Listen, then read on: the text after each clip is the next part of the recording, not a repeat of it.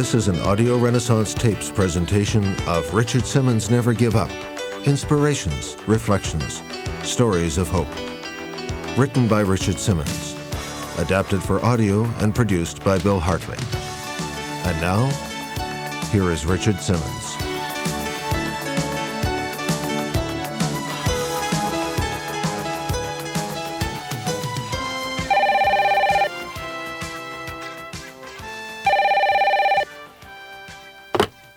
Good afternoon. May I speak with Helen Lambert? And who is this? It's Richard Simmons calling. Sure, and I'm Mother Teresa.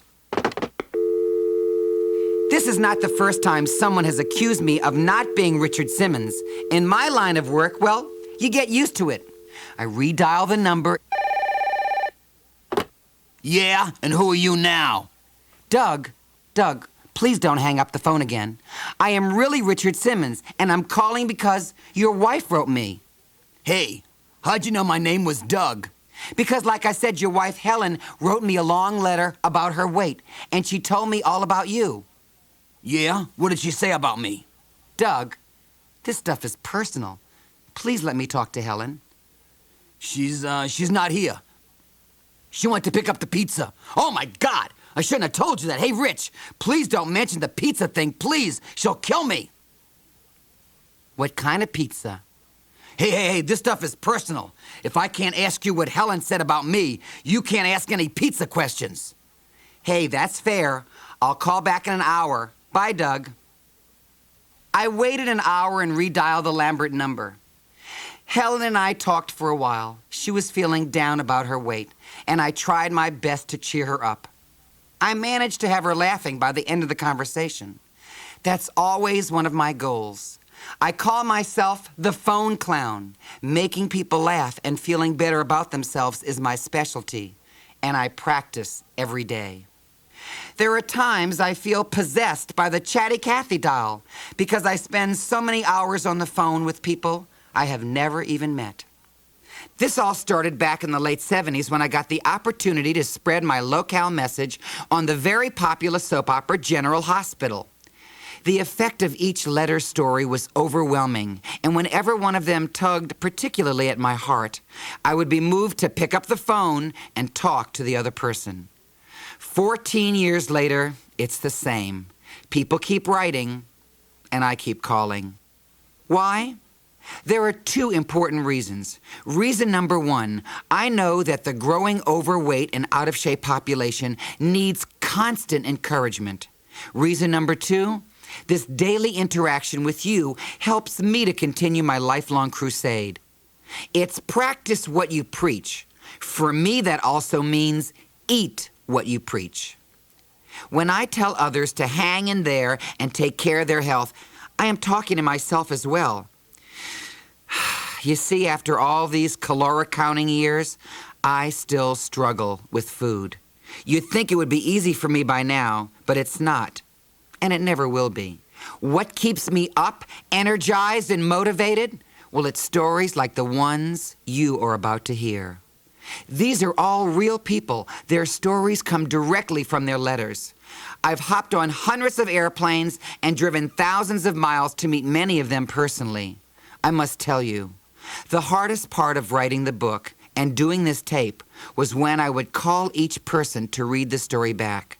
Inevitably, the reaction of the person on the other end of the phone would be so strong, I would relive their sad story over with them in that moment. It's one thing to live it, and another to have someone read it back to you. So with their permission, I have put together this collection of short stories for those who are still struggling with something in their lives. Each of the unique people in this book will give you the courage and the strength to keep fighting. You may relive some painful moments of your own. I did. You may even find some answers to questions you've been asking yourself for years.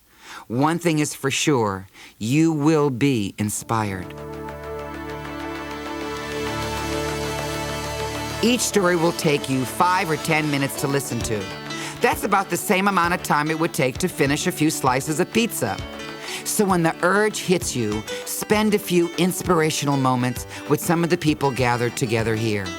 follow these personal journeys and never give up.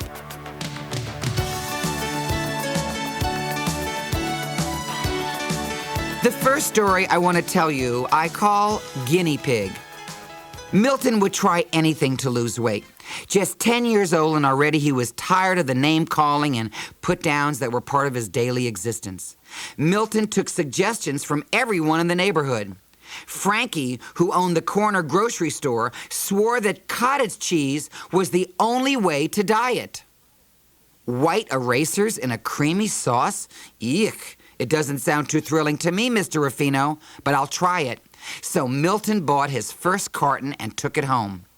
Milton tried at least 3 times to like the cottage cheese, but no matter how he doctored it up, it was still white erasers in a milky sauce. A Milky Way was the only way to get that diet taste out of his mouth. Now, Ella, the lady across the street, read all those latest movie magazines. She insisted tuna would be Milton's best friend. Well, when he opened that little round can and got his first whiff of that special chicken of the sea fragrance, well, Milton decided he didn't want a best friend that smelled like cat food. For a while there in high school, Milton tried counting calories.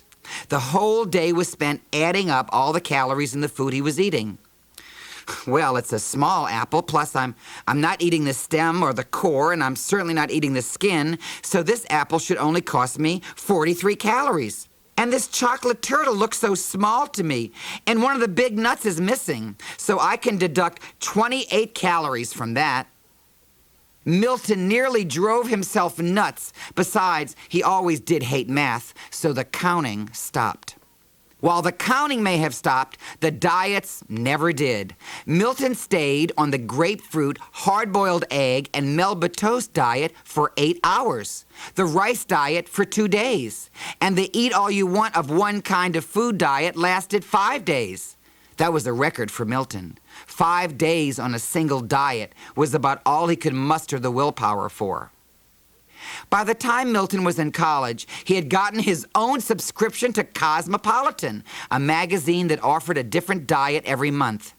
And every month, Milton tried that latest diet, lasting on it for less than a week. Now, one of the guys in Milton's class stole a few diet pills from his sister's prescription bottle and gave them to Milton to try. But Milton had just finished reading his mother's copy of Jacqueline Suzanne's Valley of the Dolls and decided pills were ill. Liquid diets were getting a lot of play in the news, and Milton was first in line to experiment once again. This is so easy. No cooking, no pots, no pans to clean up, no more grocery shopping, just these chocolate malts 5 times a day. Well, I can do that. Well, he bought the packets of powder, a new blender, and started to drink his fat away. Why, it was a miracle. 3 days passed, and Milton was still drinking meals through a straw. A week passed, then 28 days, and Milton had lost 41 pounds. Thinking that he was out of the woods, Milton began exchanging one of the malts for a pizza or a plate of barbecued spare ribs. You see, Milton began to eat again. 28 days without food, he thought, this is not natural. The packets of diet powder were banned to the cupboard, the blender was cleaned out and put away, and the 41 pounds came back on in all the same places. Hey, what's that in your ear? Milton asked his friend Susie. Oh, it's a staple, she said. The doctor put it in my ear to help me lose weight. Well, when I start to feel hungry, I just thump my ear like this, she said, giving her ear a little thump, and the desire for food goes away. Well, it all sounded very promising to Milton, but as they were talking about the new weight loss method, Susie was finishing up the last couple bites of an ice cream sandwich. Milton didn't have the nerve to tell her that he thought it might be a good time to give that ear a couple more thumps. Milton skipped the ear staple and decided that fasting was going to be the way he could finally get rid of that fat forever. For 2.5 months, Milton ate no food and drank only water. 123 pounds later, Milton was thin. He was sick, but he was thin. He had starved himself all the way down to 119 pounds. He could actually count his ribs. Milton came close to losing his life, came close to dying because of dieting. Now, if this story is starting to sound familiar to you, well, it's because this is my story. My real name is Milton, not Richard, and that's the life that I used to live. I thought since I was telling these stories, I would start by telling you my own story. I wanted you to hear what I went through and what I learned. The magic word here is learned. With all the diets I have been on in my lifetime, I truly learned nothing. Diets aren't driven by education, but by panic. I stopped panicking and started to put together a formula that would work for me and my eating habits. I wanted a plan that was livable, one that would eliminate feelings of guilt and punishment. I approached and welcomed these changes, but at the same time, I wanted to do this slowly and not run a race with myself. I came to grips with the fact that I was a compulsive eater, and I was going to be a compulsive eater until God stopped my chewing. I have tried hating the food. I had tried quitting the food. Now I had to simply get along with the food. With that acceptance, I started to assemble my program. Well, I was in my office cleaning out a bookshelf, and I came upon a little dark green book someone had given me for Christmas a few years ago. It was a children's textbook called Health for Today. I looked at the copyright and was surprised to see that the book was written for the public school system in 1948, the year I was born. Now, the first chapter was all about the basic food groups: bread, dairy, meat, fruit, vegetables, and fat. Oh, I know this stuff, I said to myself. But did I really? The book stated, quote, "The balance of correct portions of all the food groups is the secret to health," end quote. Balance and portions. That's the secrets. That's all I needed to hear. I knew after 20 years of dieting that any program under 1,000 calories was not playing it safe, and I could possibly get sick. I was going to train myself to plot out this 1,000-calorie live-it program instead of diet program. I paid a visit to the neighborhood art store and bought construction paper in all the colors of the 6 food groups. I cut the sheets up in squares the size of playing cards. I figured out grams of protein, carbohydrates, and fat, and figured out all the calories for all the groups. I got out my measuring cup and spoons and went to work dividing up the food that I could have every day. I listed on the colored pieces of paper what each card could buy. For instance, 1 fruit card would allow you a half cup of grapefruit juice or 12 grapes. 1 fat card listed choices like 1 teaspoon of butter, 1 tablespoon of salad dressing, or 6 nuts. I then constructed a wallet out of plastic that would hold the cards for 1,000 calories. 2 fruit cards, 3 bread, 2 vegetable, 2 dairy, 3 meat, and 3 fat cards. I had a few calories left over, so I created joker cards, fatless snack cards that could buy you 1 sugar-free fruit juice bar or a dill pickle, just as long as it was under 35 calories. That added up to 1,000 calories, and now I was ready to start pulling my cards. It became my personal food calculator. When I ate breakfast, I would move the appropriate cards to the slot on the other side of the wallet. I'd eat a half a cup of cereal, a cup of non-fat milk, and an orange. I'd move over 1 bread, 1 dairy, and 1 fruit card. By moving the cards, I was taking the responsibility of eating that meal and seeing exactly what I had left over for the rest of the day. I was planning my meals instead of pouting about them. When I moved all the cards over and there weren't any food cards left for me to pick, I knew I had eaten the right amount of everything and had stayed true blue to the 1,000 calories. I did not feel abandoned, and I actually wasn't hungry for more. Now, I know I didn't discover electricity or a fancy computer that helps man orbit in space, but I had put together a system that finally taught me how to eat, and I was darn proud of it. I showed it to the doctors and dietitians and nutritionists, then fine-tuned my plastic wallet and cards. I called my plan Deal-A-Meal. In order to stay on Deal-A-Meal, I needed to stay motivated. That was my biggest problem. Yours too, huh? I began thinking of ways to keep myself jazzed and positive. Since compliments are the highest form of flattery, I started letting myself know that I was a pretty terrific person. I got up in the morning, I looked in the mirror and said, I am worth it. After a few weeks of talking in that mirror, I started to believe I was worth it. I added another line to my ritual. I am going all the way. Over a period of time, I collected 21 of these thoughts.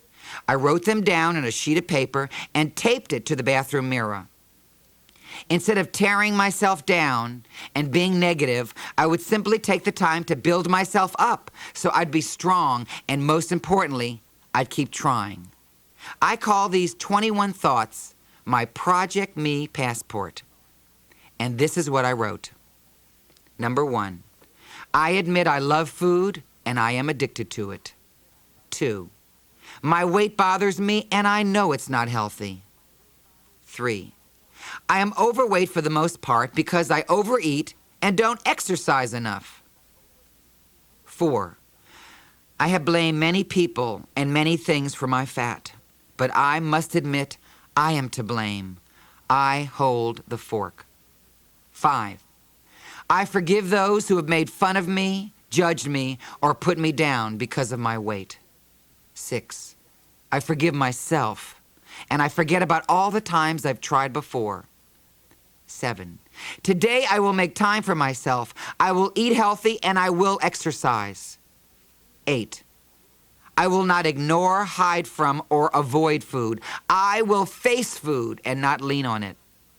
9, I realize food has no power and will never solve any of my problems, past, present, or future. 10, I will be patient with myself and will not become compulsive and obsessed with losing weight and exercising. 11, hey, if I didn't do great yesterday, I will try harder today.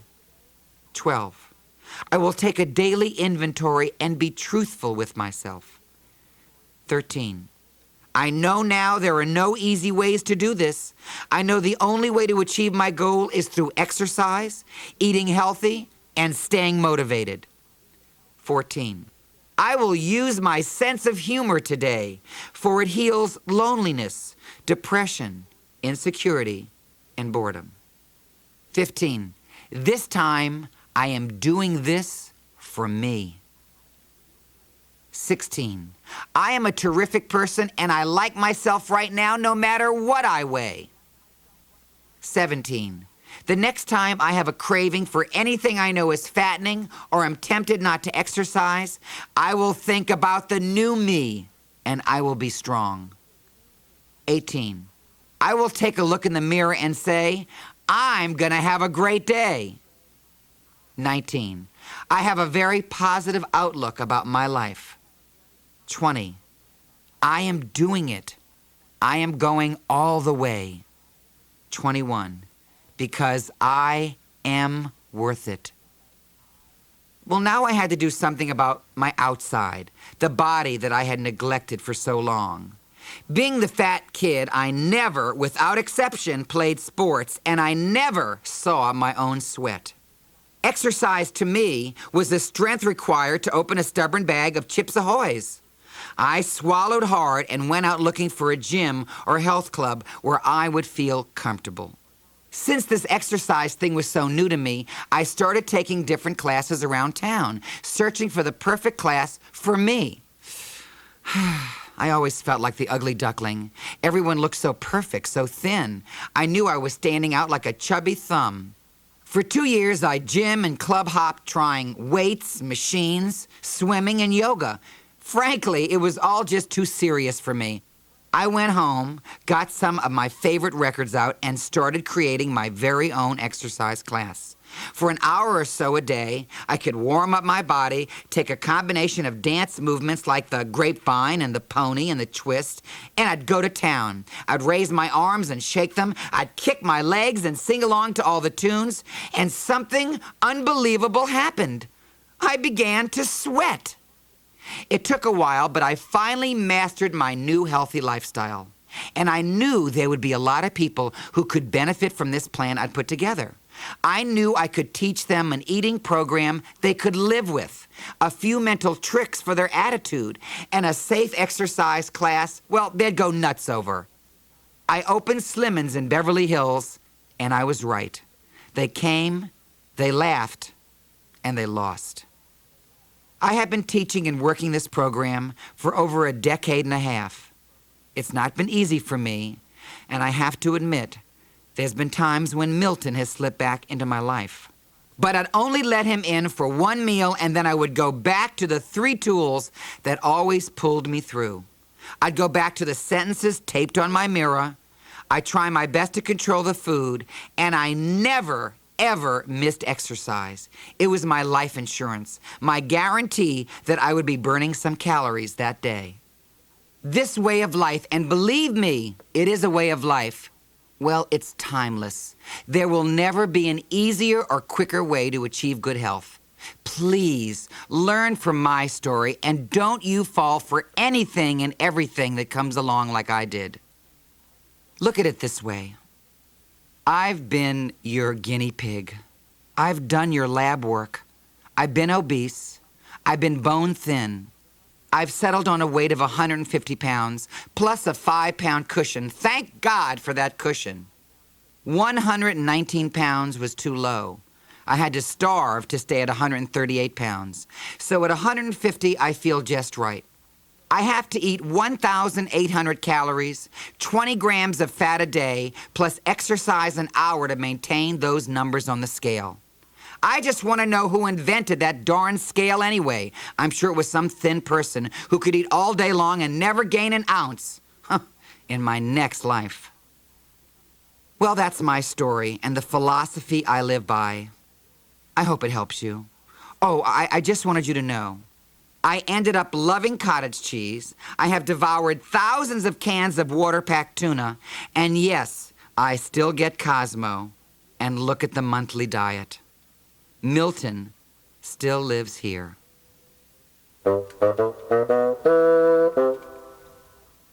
Unfinished business. Diane's story. The greatest reward in my life is knowing that so many people have lost weight because of my program. Now I know that a lot of you lose the weight, gain it back, and lose it again, the yo-yo syndrome. You know, it's like so much unfinished business. Not good for your health, much less your attitude. I'm proud of you for trying, but you must keep trying. There's a great reward waiting for you when you reach your goal. Then there are a lot of you, and I'm also proud of this group, that lose the weight and keep it off, period.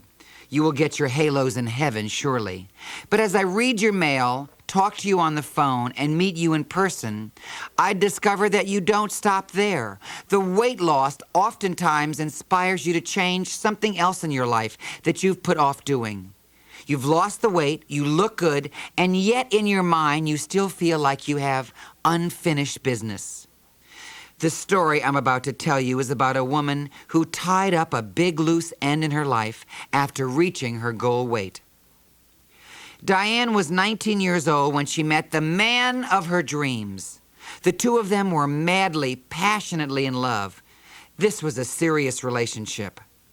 When Diane discovered she was pregnant, she just knew in her heart that when she told her boyfriend they had a baby on the way, he would be thrilled and automatically suggest they get married. But her heart was wrong. When she broke the news to him, instead of him saying, "A baby? That's wonderful. Let's get married, get a home, raise a family," he told her, "Well, that's your problem. I'm not ready for a baby, a family, none of that stuff yet." He said goodbye, good luck, and he vanished from her life. Diane was naturally crushed. The man she loved and thought she knew was just an illusion. What was she going to do now? Still a teenager, living at home with her parents, her choices were few. It was 1966.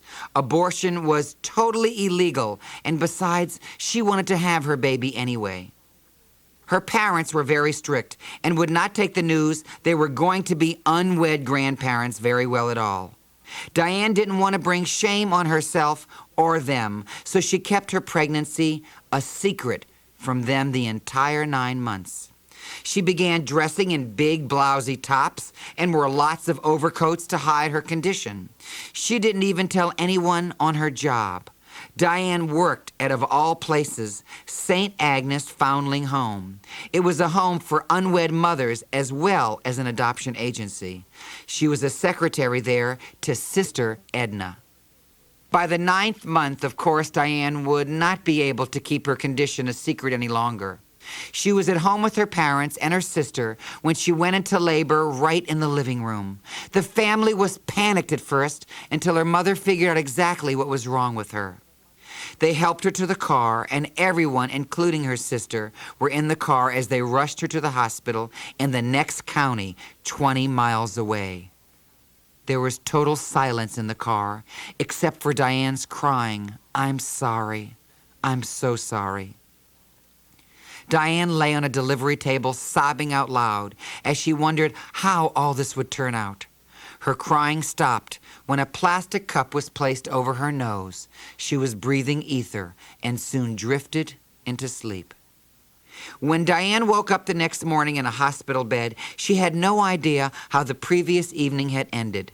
She lay there as tears streamed down her face. There was no baby to hold, to cuddle, or to sing to. Just Diane.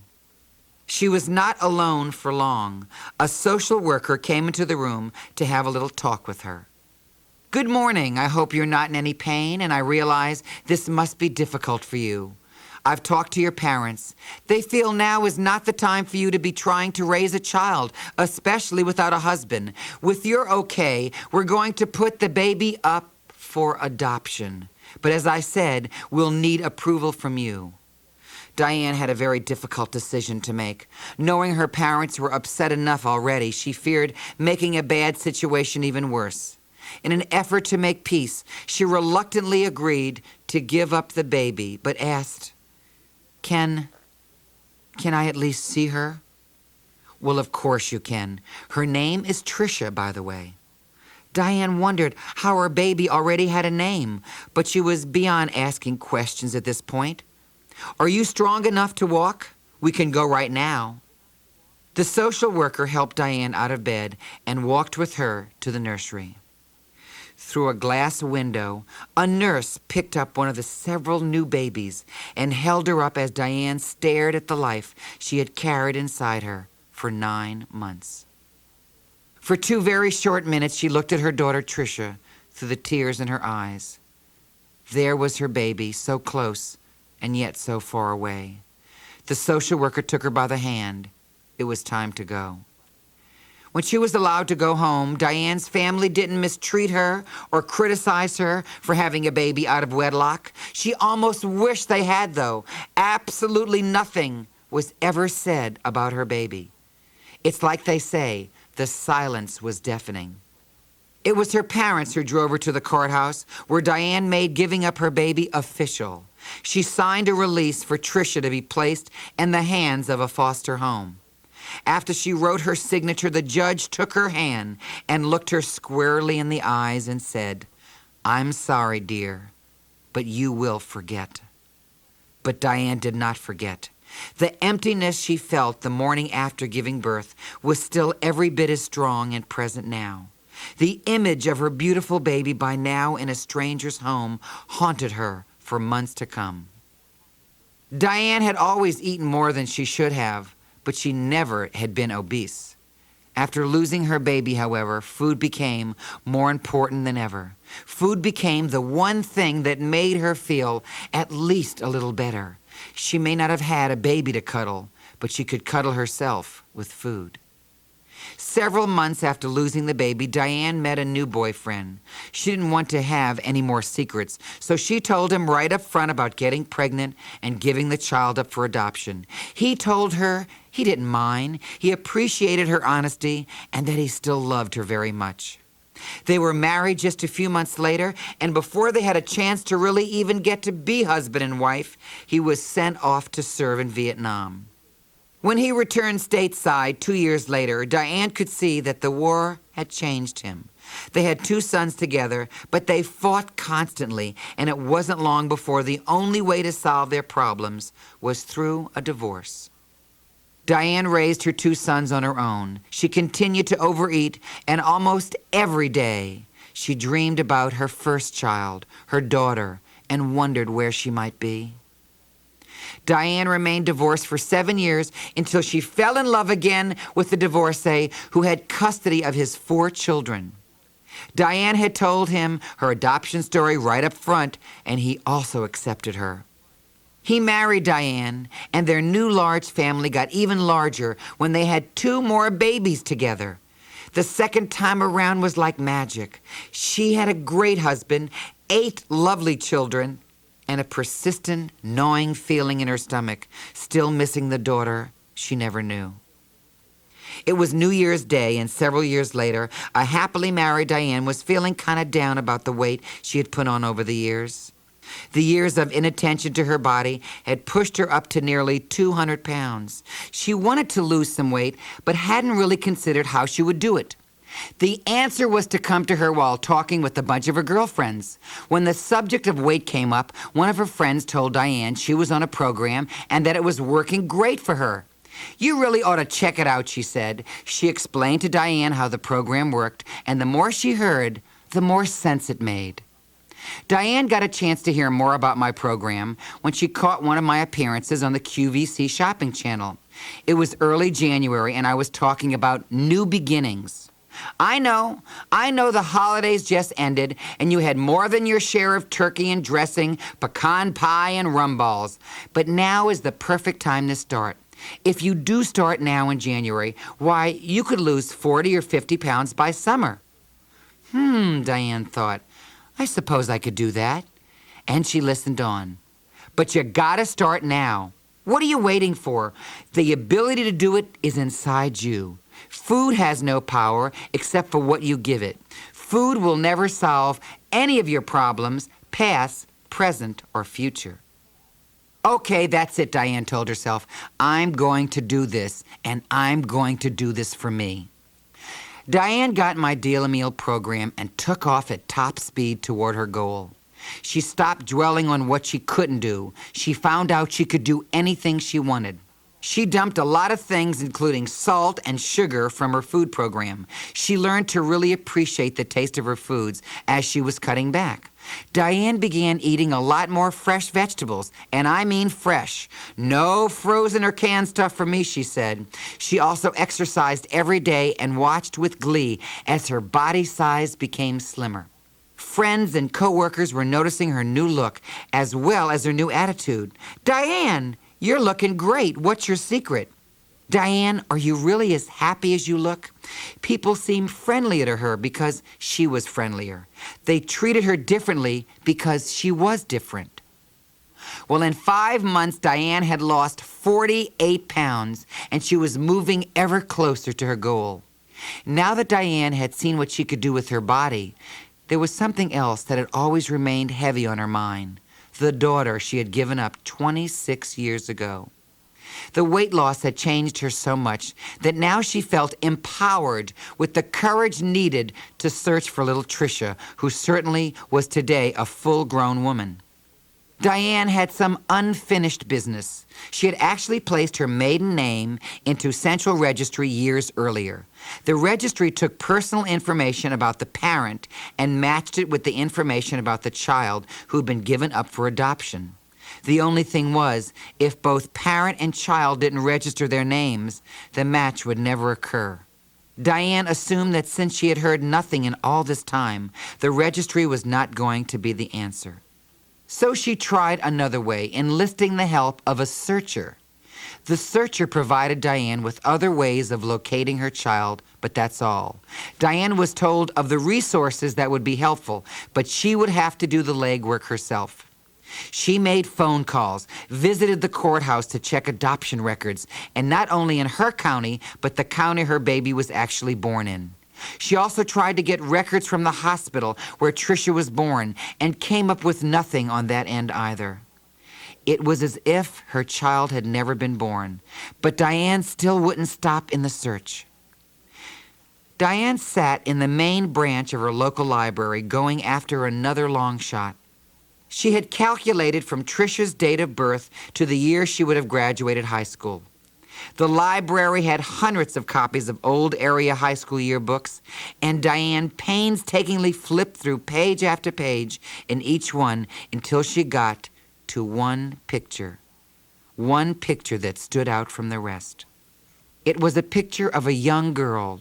She must have been 16 or 17, but Diane was sure, without a doubt in her mind, that that little black and white photo was of her daughter.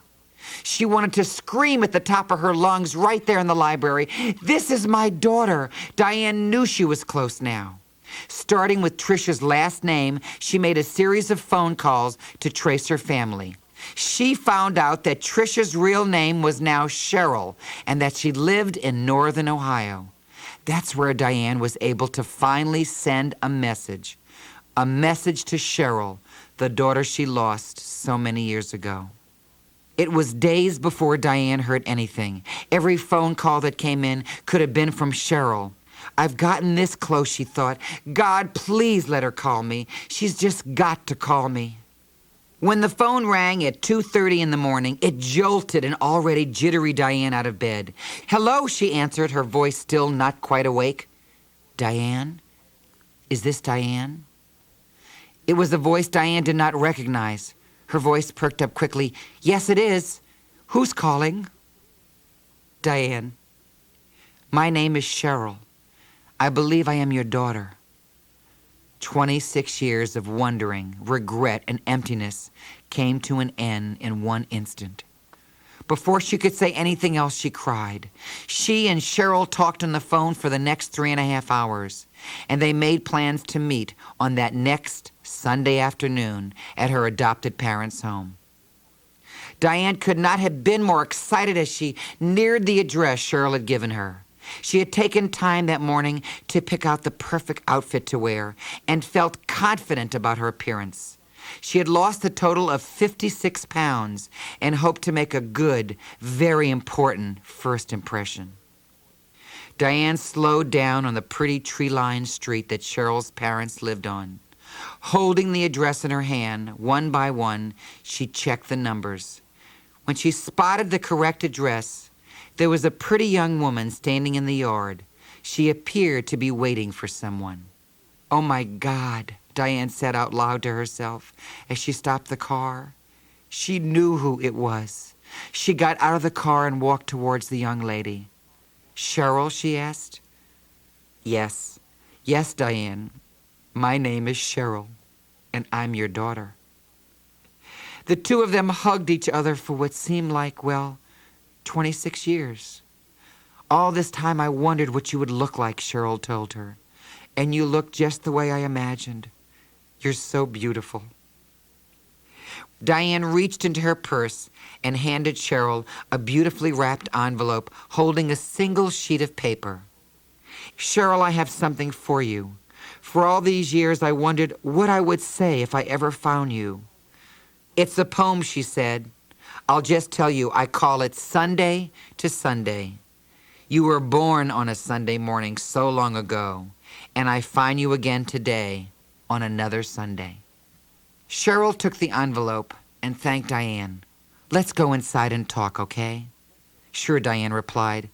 "But can I ask you one question before we go?" "Anything at all," she answered. "I mean, for your whole life you knew nothing about me, and my question is, what do you want me to be in your life now, Cheryl?" Cheryl smiled, took Diane's hand, and said, "I just want you to be what you've always been. I just want you to be my mom."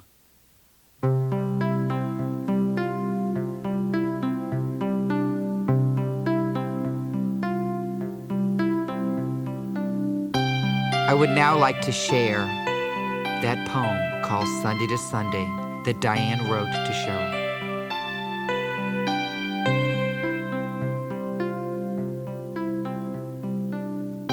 Sunday to Sunday is only 1 week, 7 short days. But 26 years have passed between our Sundays. I saw your precious face but once through the nursery window. Today I held your face between my hands and kissed your tears. Yes, You should have been with me, and if I had the power, I would change it back. But for some reason, God had other things for you and I to do, to become, to accomplish. Our reunion has allowed us to come together not only as parent and child, but as friends. Today, I have released my guilt as I embraced you in my arms. We have found each other, and in so doing, have found ourselves. Sunday, March 6, 1966, was your birthday. Sunday, June 14th, 1992, was our reunion.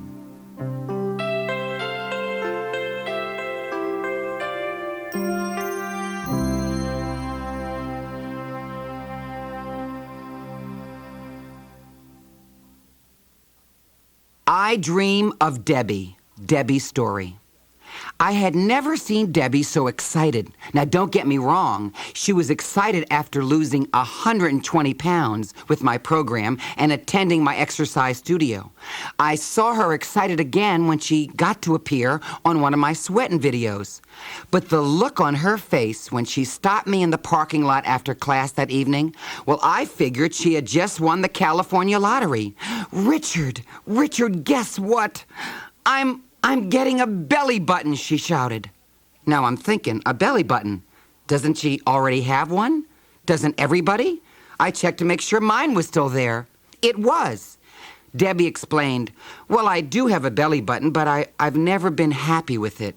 Ever since I can remember, mine was lost in those folds of fat you get when you're overweight. So it's like it was never there. And now that I've lost weight, I found myself a good plastic surgeon, and he's going to give me a brand new belly button. Wish me luck. The very next day, Debbie went to the doctor's for her consultation. Later on, she told me about the visit. She was instructed to undress down to her underwear and be ready to pose for a few Polaroids. A nurse came in with the camera, introduced herself, and said, "Okay, Debbie, turn to the side, please," and click.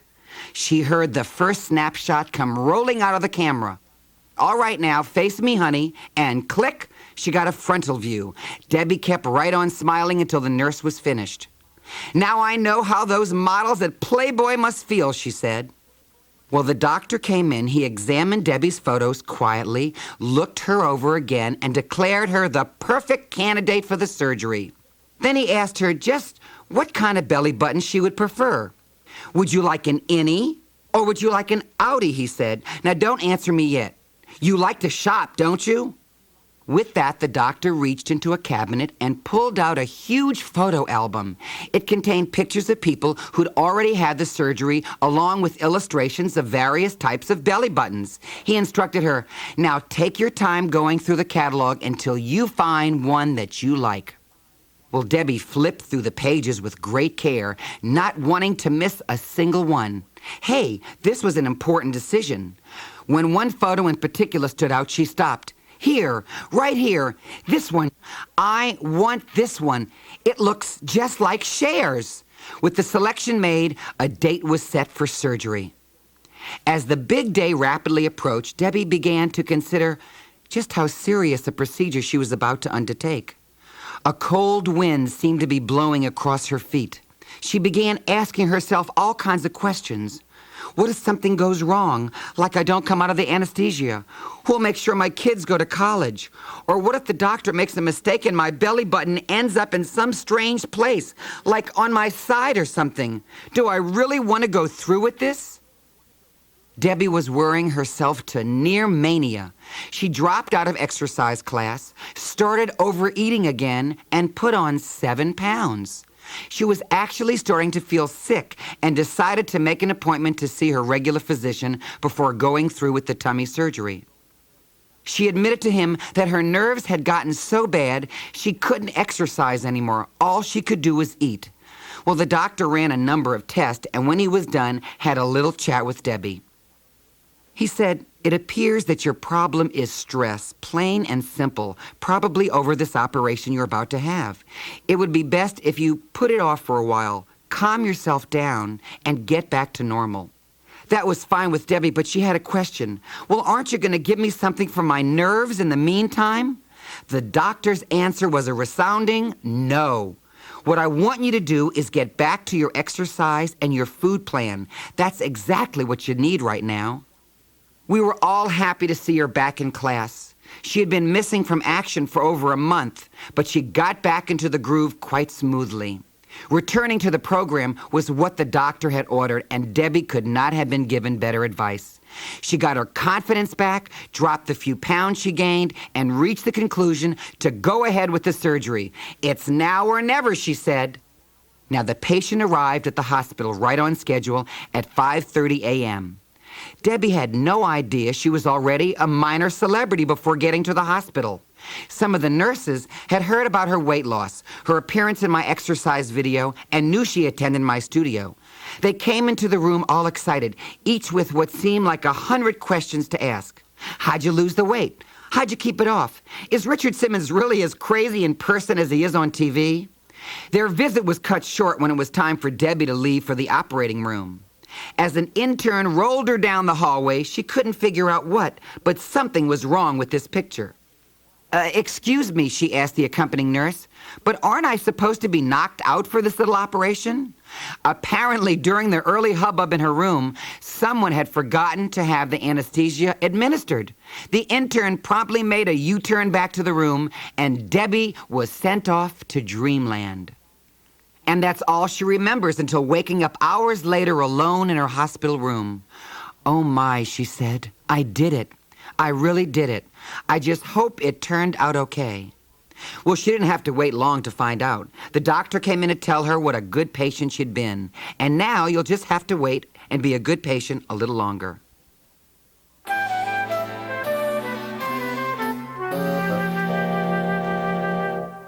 This is the end of side 1. Please fast forward and turn over the tape for proper cueing of side 2.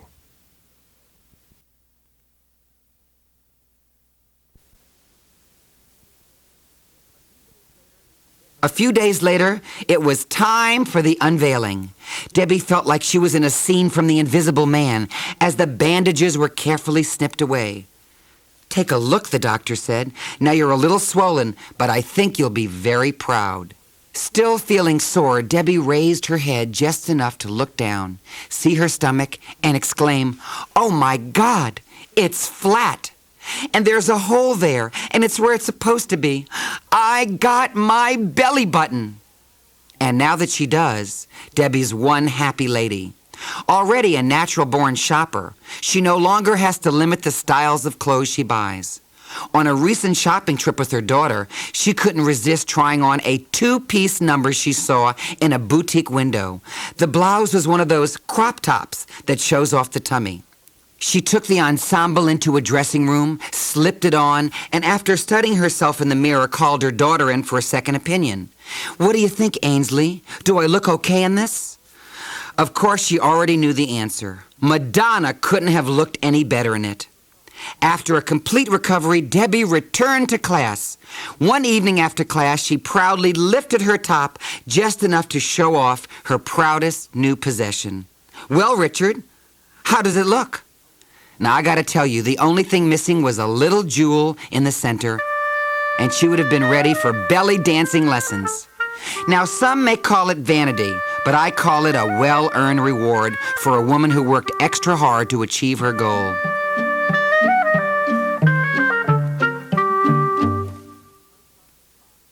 Post Office Box 5403, Marilyn story. Letters, boy, do I get letters. From all 50 states, Canada, even some countries I've never even heard of.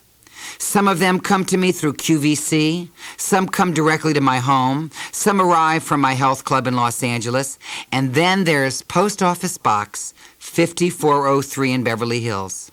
I've been receiving mail at that post office box ever since I made diet a real 4-letter word. That was over 10 years ago, and since the very beginning, one lady has made sure that every single one of your letters, no matter which address you write me, has made it to my desk. Her name is Marilyn. She's worked for me longer than anyone else, and I wanted to introduce you to the woman who makes sure that I stay connected with all of you. By evolution, by chance, call it what you want, But almost always the people who work with me either have or have had a weight problem. Marilyn is not an exception. When we met, she weighed over 280 pounds.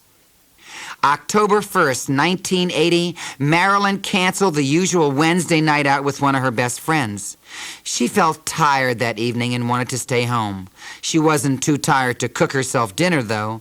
Marilyn sat down to enjoy a meal fit for a queen. She flipped the TV on to see if there was anything interesting to watch. The set was on Channel 4, and that's where she left it. Hey, who wanted to get up and look for the remote control? Dinner was waiting. Back in the early 80s, there was a TV show called Real People. I'm sure most of you remember it. For those of you who don't, each week the show spotlighted people from around the country who had unusual talents, were hometown heroes, or who did something special for others. It was a showcase for personalities. The night Marilyn was watching and eating, Real People had me on as one of their guests. Those were my early years, before a lot of you knew who I was, and Marilyn certainly hadn't heard of me either. The show came to my studio in Los Angeles. It was so new then, you could almost still smell the paint. They videotaped footage of me and my class going through our workout, and there were several ladies who weighed over 200 pounds. They weren't shy, though. The ladies were in their tights and leotards, doing a fine job of keeping up with thinner members in the class.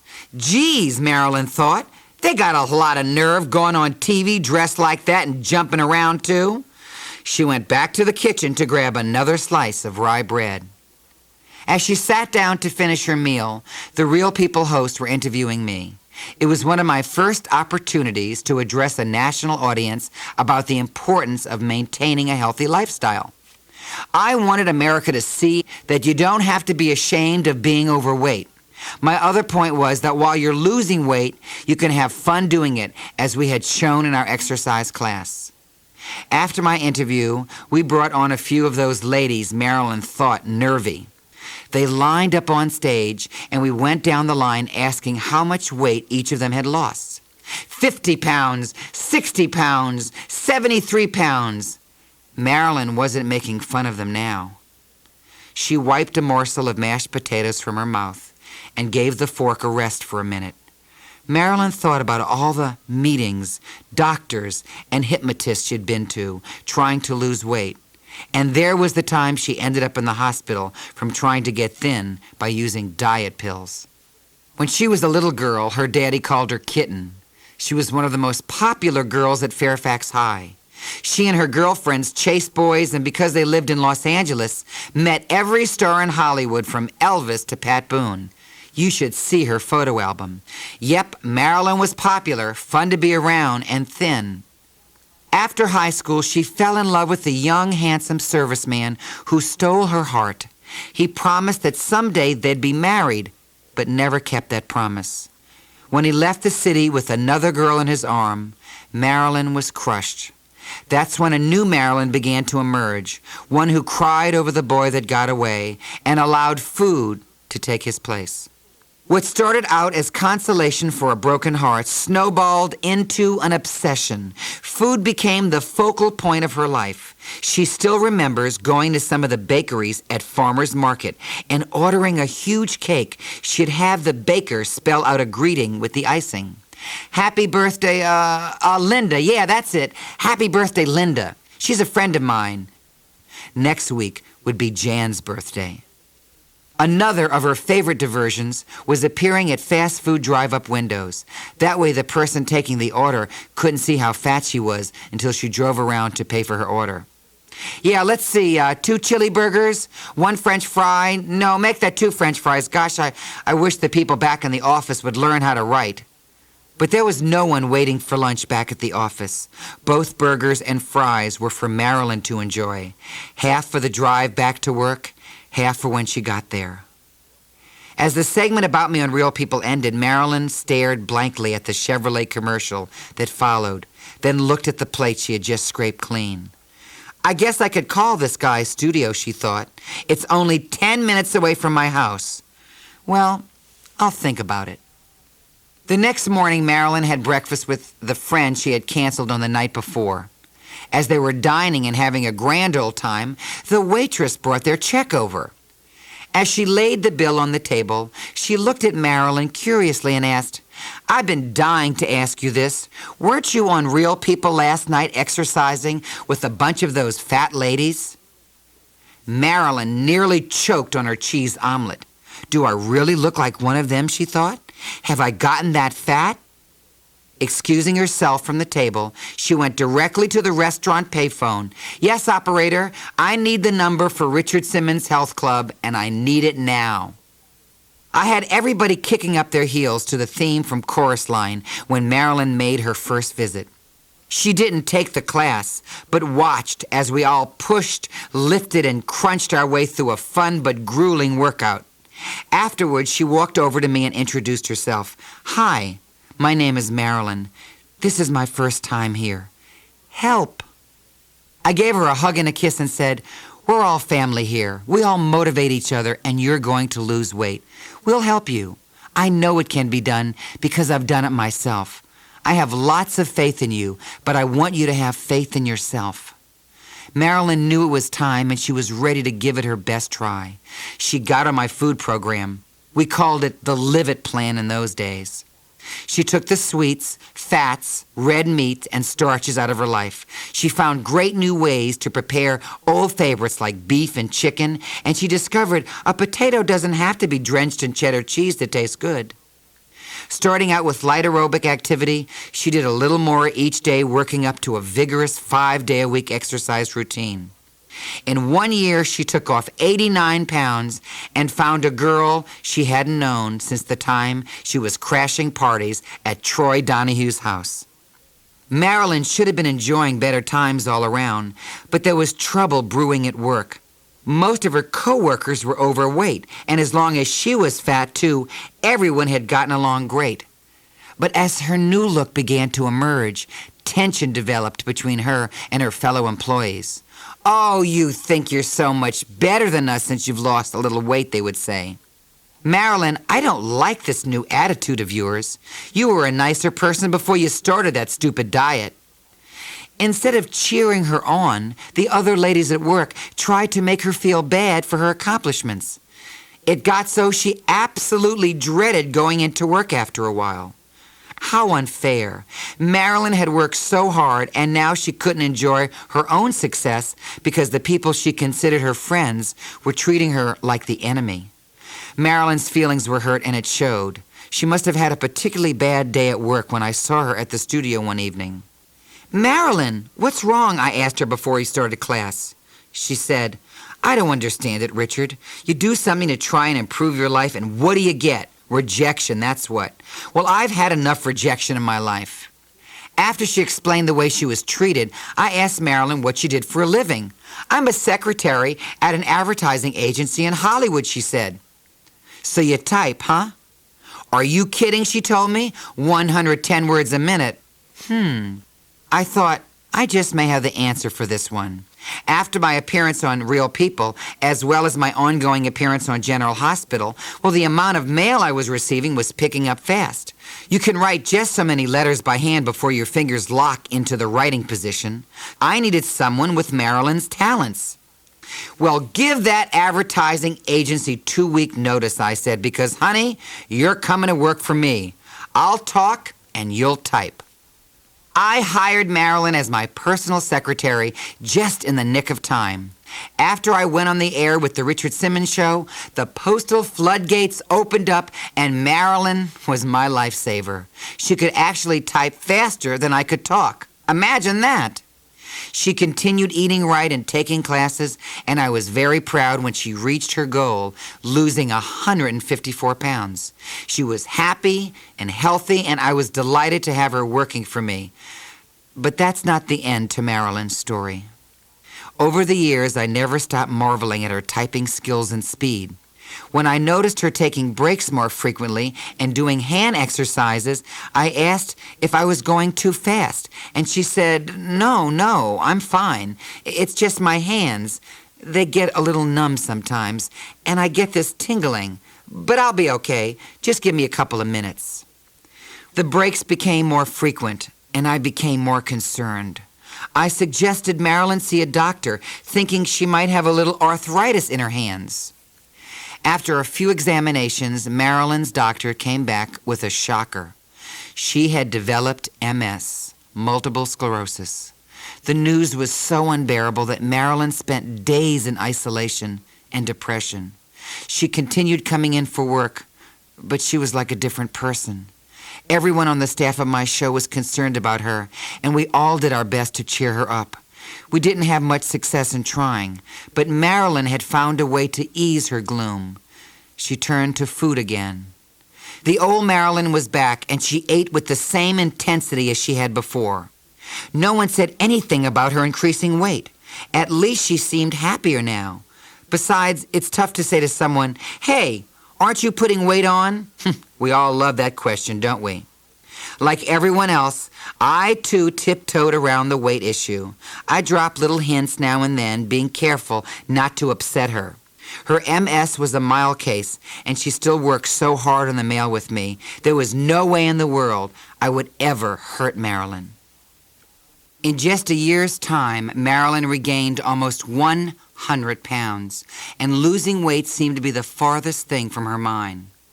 She was rarely in exercise class. She kept snacks in her desk all the time. Finally, I just couldn't stand it anymore. I couldn't stand by and watch anymore, watching her erase all of her hard work. I realized that I was wrong to bite my tongue for so long. I had become a silent partner to her self-destruction. When I walked into the office, she made a kind of a helpless attempt to cover the unfinished burrito on her desk. "Never mind the burrito, Marilyn," I said. "We need to talk. Please tell me why you're doing this to yourself." "Oh boy," she said, I knew this was coming. I don't have an answer, Richard. I guess it all started when I found out I had MS. "Marilyn," I said, "I know this is scary for you, but it doesn't have to be.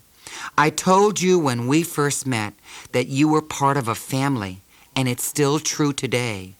All of us are on your side. We're not going to let you face this problem alone. Letting yourself go like this, what's it going to do but make your health worse? After helping me all this time, I would think you'd know that better than anyone." I could see that she was about to cry. I got up and I put my arms around her. "I want you to be healthy again, Marilyn. Do you remember how you felt after losing that weight?" "Boy, do I," she laughed and cried at the same time. "Well, let's bring that Marilyn back," I said. "We all want you back, honey." After I left her alone, Marilyn dumped the rest of her burrito into the garbage. The next day she was back in class, grunting and puffing. I'd seen that undaunted effort before. She's gonna make it, I thought. She knew the prescription for her cure, and she used it daily. Within another year, she was down to 155 pounds and looked and felt better than ever.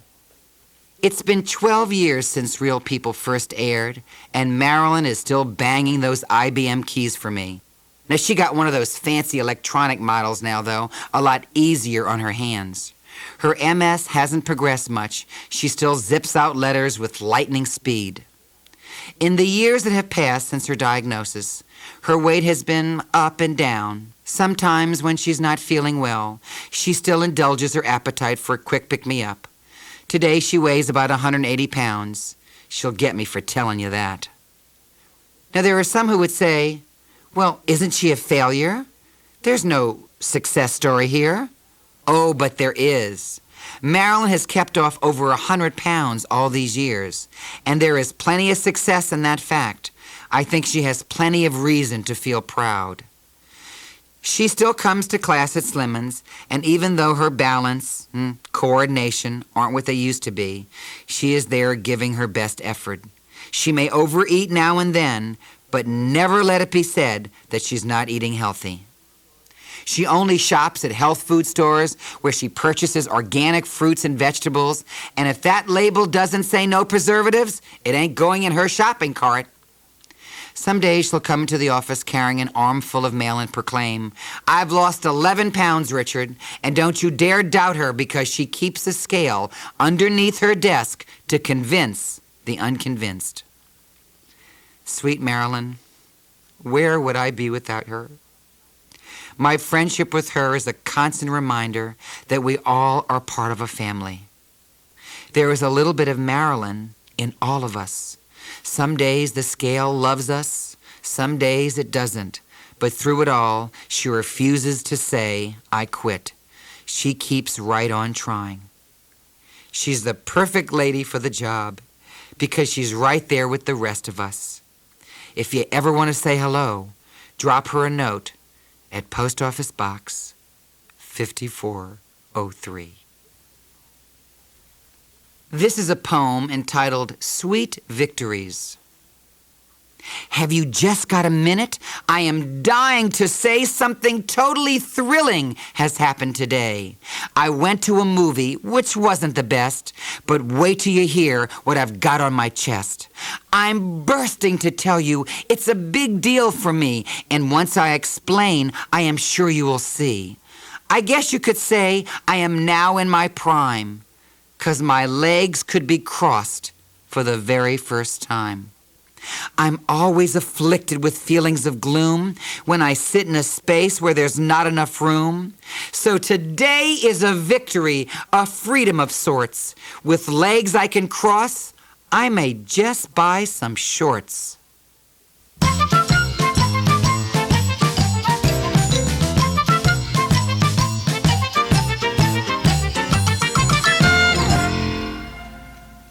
Smaller outside, bigger inside. Jonathan's story. Hey, look, here comes Big Jonathan. Hey, Jonathan, don't sit on this side of the bus. You may tip it over. The other kids laughed as Jonathan boarded the bus parked in front of his elementary school. School was out. It was time to go home, and he really wasn't in the mood to be made fun of. Oh, he was used to it by now, but that never made it any easier. Jonathan took his usual seat on the bus and tried to ignore the other kids, but a couple of them insisted on giving him a tough time. We told you not to sit on this side, Jonathan, one of the kids said, then pushed him. Cut it out, guys. Stop picking on me, Jonathan shouted. And what if we don't? What are you going to do, sit on us?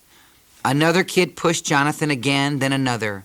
What had started out as a bunch of kids just horsing around quickly got out of hand. 3 of them jumped on Jonathan all at once, leaving him badly bruised and in tears with no one to defend him. The bus stopped in front of the house, and Jonathan gladly got off as the kids who beat him up continued to make fun of him.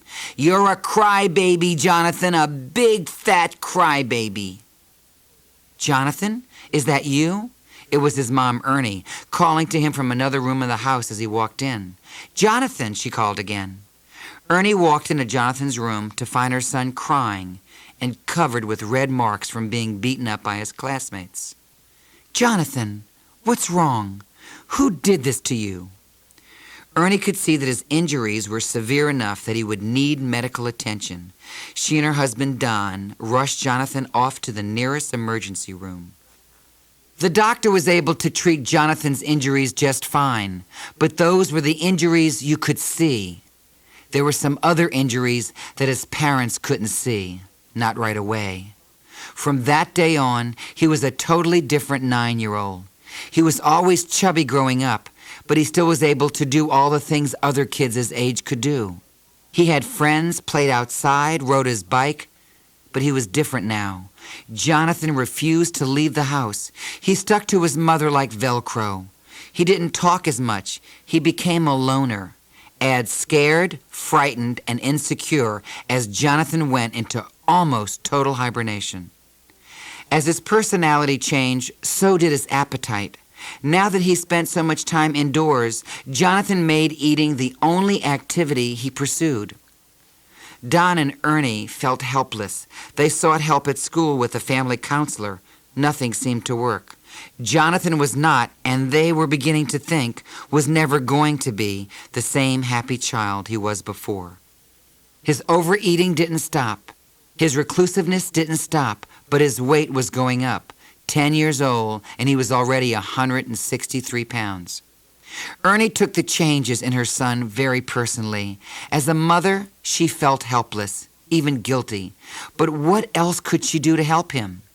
Every night after dinner, Dan would watch TV. Jonathan, his sister Stephanie, and brother Daniel would retreat to their rooms, and Ernie hoped for a way to bring the happiness back to her home. Ernie was watching Good Morning America when she saw the promo for an appearance I was making on another television show.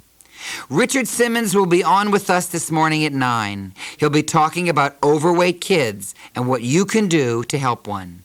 Join us right after GMA. A glimmer, Ernie saw, just a glimmer of hope.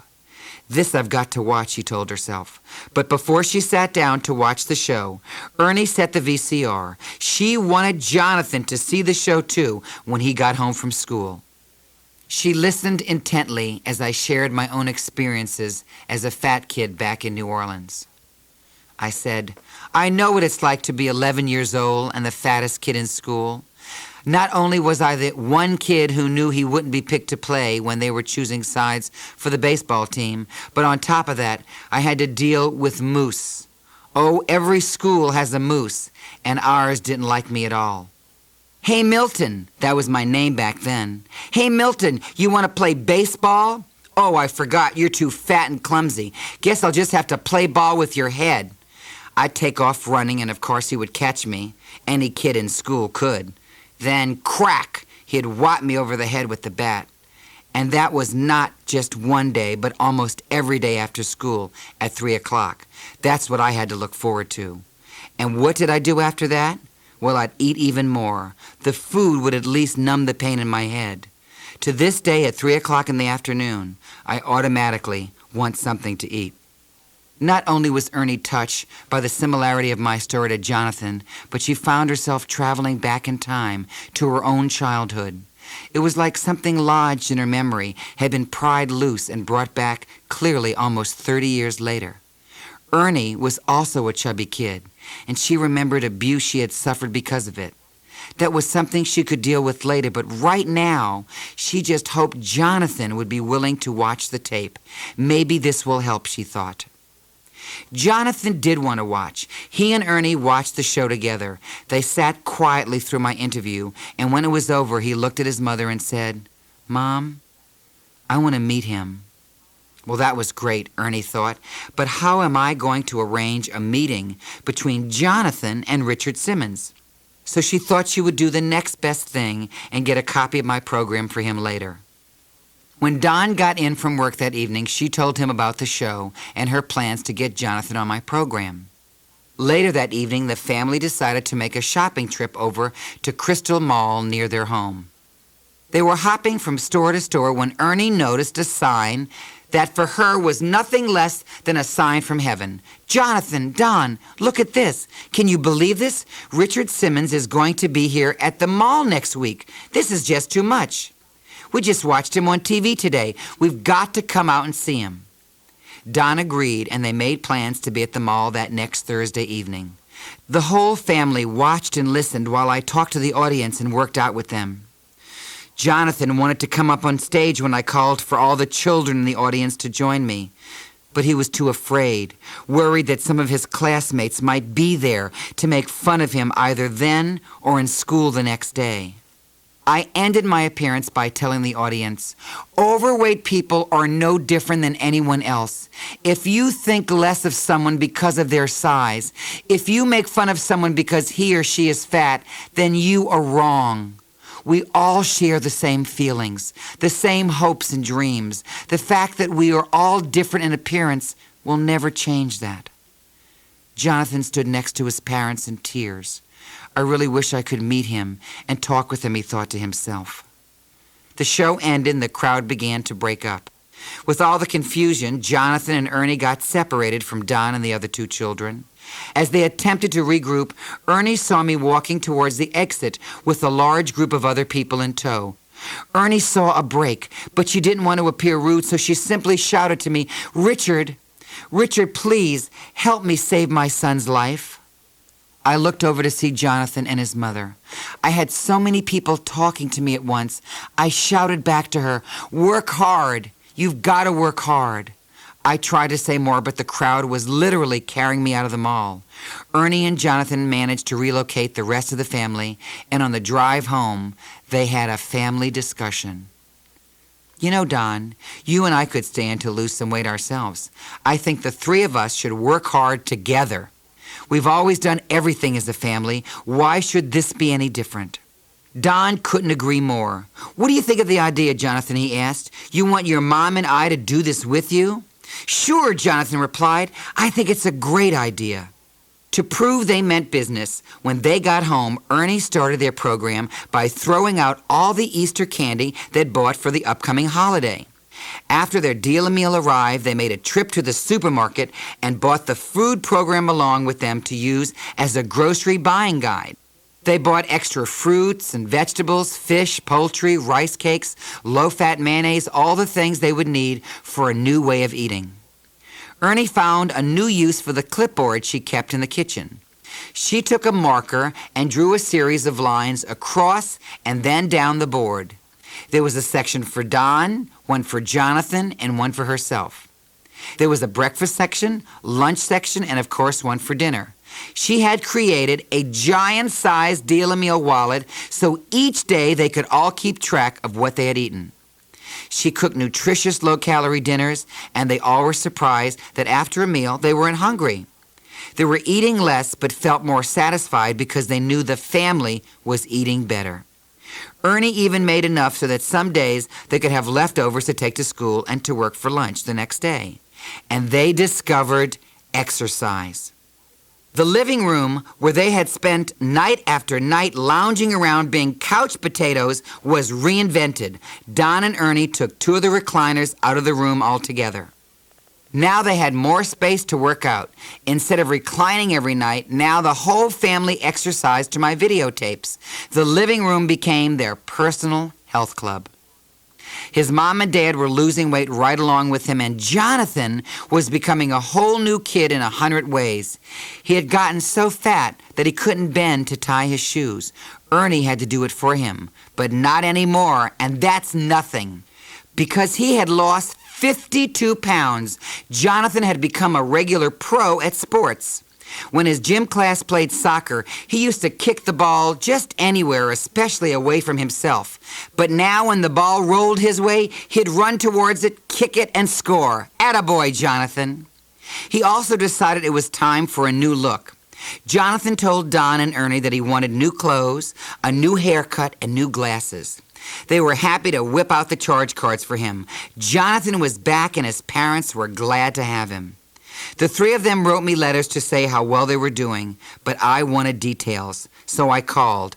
Don answered the phone. He sounded like a kid himself. He told me, Ernie and Jonathan have gone through a mental and physical transformation, and it's the best thing that ever happened to my family. What about you? I asked. What has changed about Don? For one thing, I've lost 29 pounds, Richard. Ernie's lost 41 pounds. But you know, I started the program to support Jonathan. I had no idea how it would benefit me. I bet you my work has improved 150%. I just have so much more energy these days. Now, Ernie was standing by and was getting impatient with Don because, well, she wanted a chance to brag about her family. She told me how much her son had changed. He was getting better grades in school, his teachers and classmates were in awe of him, and he even became best friends with one of the boys who beat him up. Richard, she said, you told me at the mall to work hard. Well, that's exactly what we did, and it's paid off better than I could have ever dreamed. Thank you, Richard. For what? I said. It was you all that did the work. I'm very proud for all of you. But where's the star pupil? I want to talk to Jonathan. Oh, he's right here, Ernie said, and he can't wait to talk with you. When Jonathan came on, I asked him how it felt to have lost so much weight. 52 pounds was a lot of weight for an 11-year-old boy to lose. I'm not shy anymore, for one thing, he told me. I'm not afraid of gym classes anymore either. I'm even going to soccer camp this summer, Richard, so I can score even more goals next year. And what about your eating habits, Jonathan? What have you learned from this? I asked. Do you think you'll want to eat the way you used to? Richard, If I did that, I'd be back where I was in 4th and 5th grades. And I was another person then. I don't ever want to be that person again. When I asked Jonathan how it made him feel after the kids on the bus beat him up, his tone changed. Well, they made me feel very low, like I was nobody, Richard. Why did they have to do that to me and not somebody else? I told Jonathan they were wrong to pick him out for their meanness, but they would have been wrong to treat anybody that way. Then I asked him the most important question. Jonathan, have you forgiven those kids for what they did? His answer was no. Jonathan, I explained, you've done an incredible job of healing your body, but forgiving people for mistreating you is part of the healing. Do you have one of my Project Me passports, I asked? Yes, he said. Okay, I'm going to read you number 5 now, and when we're finished talking, I want you to go read it again and again if you have to. But right now, I just want you to listen, all right? Okay, Jonathan said. Number 5. I forgive those who have made fun of me, judged me, or put me down because of my weight. Jonathan was silent. I could add beat me up to that sentence, Jonathan. You're only 11 years old. If you don't learn to forgive people for mistreating you now, how are you going to know how to forgive when you're 20 or 30 years old? But Jonathan said to me, it's so hard, Richard. I know it is, Jonathan, but you've proven what a strong young man you are. You can do it. I did. Those kids can't call you Big Jonathan anymore. But I'm going to ask you to be Big Jonathan one more time. I want you to be big enough to forgive.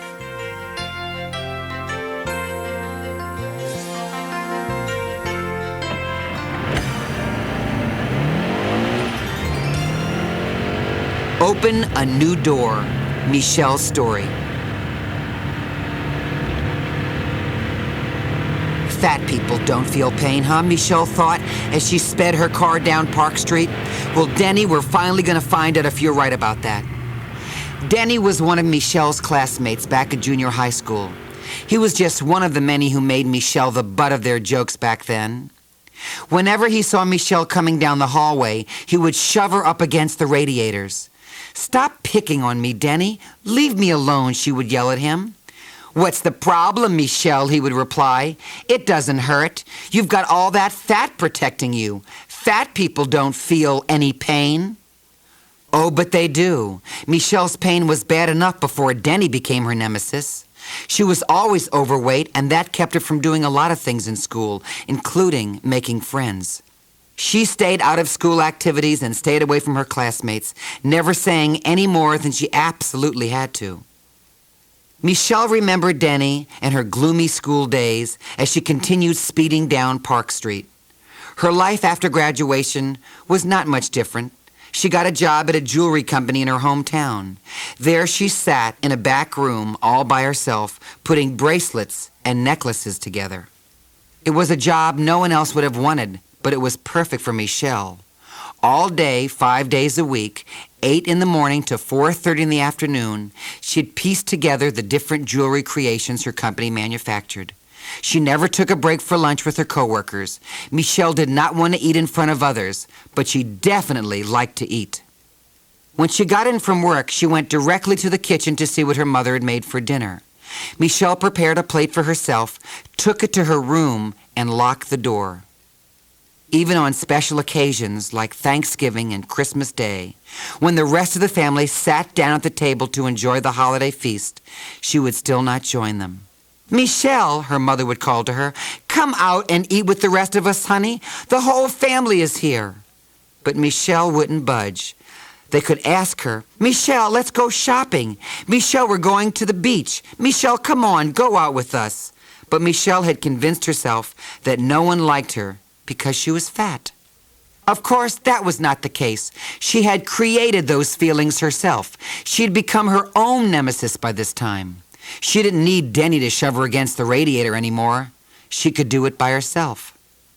Her parents didn't talk about her size that much. They would just give her those little looks. And when they did make even the slightest hint, Michelle would just ignore them, look away, and just dig her heels in deeper and eat even more. Michelle continued driving. She knew that sharp curve in Park Street very well. She'd driven that road hundreds of times. It would be all over very soon. All the pain, the sadness. In an instant, she would end her suffering. Oh, Michelle had tried to lose weight many times in the past, with as many successes as failures. There was always a new diet to try, and Michelle tried them all. She even flirted with purging food from her body by abusing laxatives, but they only made her sick. Then there was that last diet. She'd lost 40 pounds.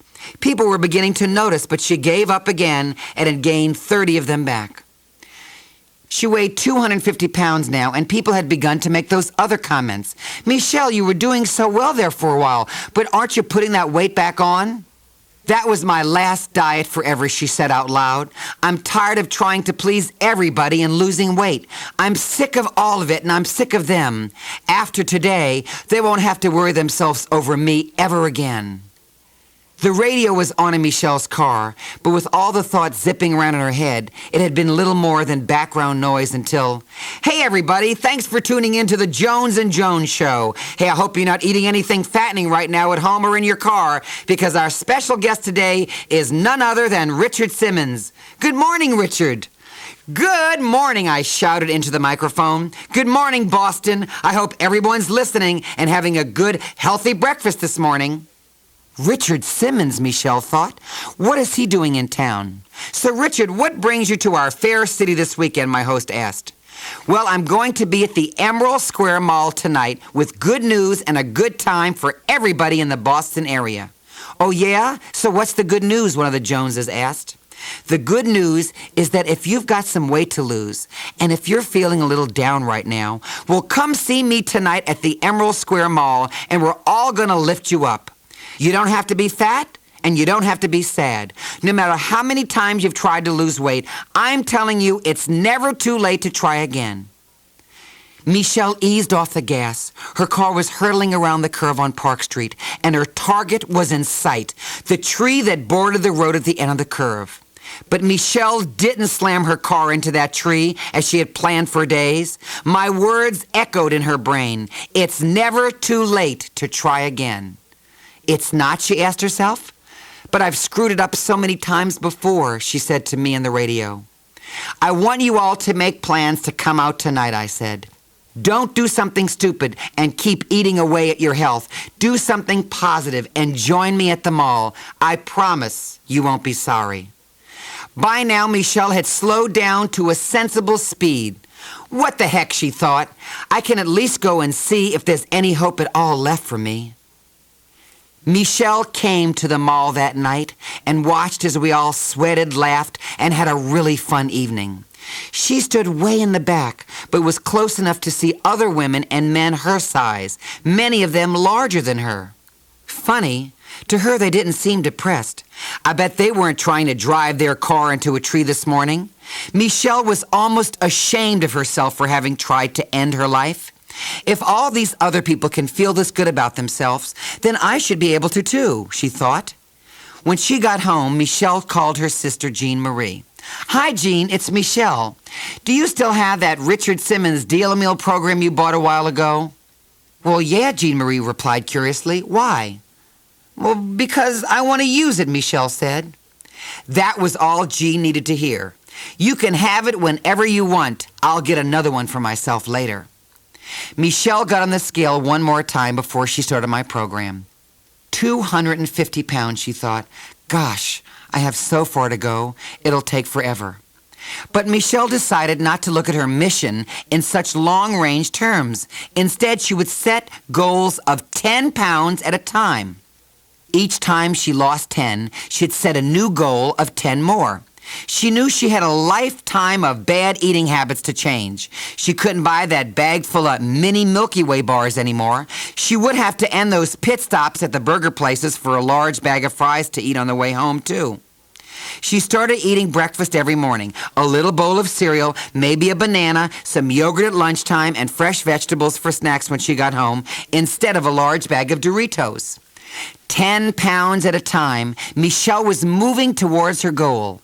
After she lost the first 50, people at work started to notice, and their compliments helped keep her going.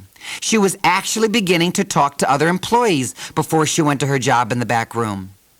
When her boss, Donald, called Michelle into the office, she thought, uh-oh, am I in trouble? Have a seat, Michelle, Donald told her. I want to talk with you about something. You've worked for this company for 13 years now, and you've always done a good job. Your supervisor is taking off for a few months to have a baby, and I need someone to fill in for her. I really don't know if you're capable, but I'd like to give you a chance to take over her job while she's away. What do you think? Oh, God, should I take this or not? Michelle thought to herself. 50 pounds ago, her answer would have been an immediate no thank you. But she was doing so well losing weight, something called self-confidence was replacing her self-doubt. She had to prove it to herself. It was time to go all the way. I'll take the job, Michelle told Donald. Yes, I think I can do it. Talk about transitions. Her new job meant that Michelle wouldn't be banished to solitary in the back room anymore. Now she was a supervisor with 3 people under her supervision. It meant she had to talk, to mingle, and actually get to know the people she worked with. As she lost more weight, one of her co-workers told her, Michelle, I'll be honest with you. I used to be afraid to approach you about anything. You used to look so mean all the time that I just left you alone. But you have a completely different personality now. But the real news was not that Michelle had a new personality for the first time. Michelle realized she actually had a personality. She had been the one afraid to approach anyone, afraid to venture outside her own world for fear of being laughed at, ridiculed, or pushed into a radiator. She greeted people with, "Good morning, how are you?" Michelle could talk to anyone now. Michelle kept right on losing weight. 10 pounds times 13 plus 2 equals 132 pounds. Michelle had reached her goal. To celebrate and share her achievement and her new life, she sent me a letter and a pair of photos. The photos were framed and matted side by side. Michelle at 250 pounds and Michelle at 118 pounds. You could see the physical difference, but you could see a mental difference in her latest photo. She looked so happy. I called her right away and we discussed the changes the weight loss had made in her. Richard, I like myself now. It's unbelievable how much better I feel every day going to work, or anywhere else for that matter. I used to stay indoors so much that I would be embarrassed to just walk over to the mailbox. Now I take walks around the neighborhood and I actually have become friends with some of my neighbors. What do the people at home think about you now? I asked. Well, none of them can believe it, she said. Donald has been my boss for 15 years and he still can't believe it. My dress size was 24 and a half when I started working for him, and today I can wear a 5 or a 7. You must love to go shopping now, I said. I can picture her trying on every dress at Jordan Marsh. You know what else I do, Richard? I get up every morning, I have my breakfast, and I ride my bicycle 5 miles to work, and sometimes I go for walks on my lunch break. And my old supervisor decided to stay home with the baby, so I get to hold on to my supervisor's job too. I've just changed so much. It's like a dream. Good for you, Michelle. I'll bet your mom and dad are through with you too, huh? Richard, Mom, Dad, my sisters, all of them. They say it's like gaining a daughter and a sister they never had. They are very proud of me. We act more like a family now. And I was proud of Michelle too. She spent her adult life locked away in 2 rooms, one at home and one at work. But I tell you, when she finally decided to open those doors for herself, well, I just hope doors don't feel pain, because she knocked them right off the hinges. Welcome to your new world, Michelle. We're glad you're here.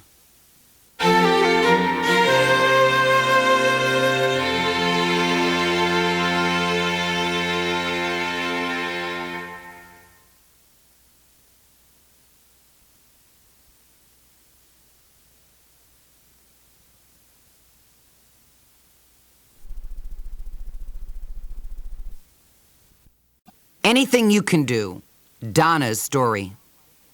My adult life has been devoted to helping those people that the majority of society looks down on or feels sorry for. The truly apropos word, though, is misunderstood. I work with people who make others feel, for whatever reason, uncomfortable. The group I'm best known for working with is the overweight, because I relate to them so well. There is a strongly felt bond between me and the overweight. I've also reached out to the elderly population. I prefer calling them silver citizens. You know, our parents, our grandparents. It amazes me that the very group responsible for all of us being here have often been mistreated, neglected, and sometimes even downright abandoned.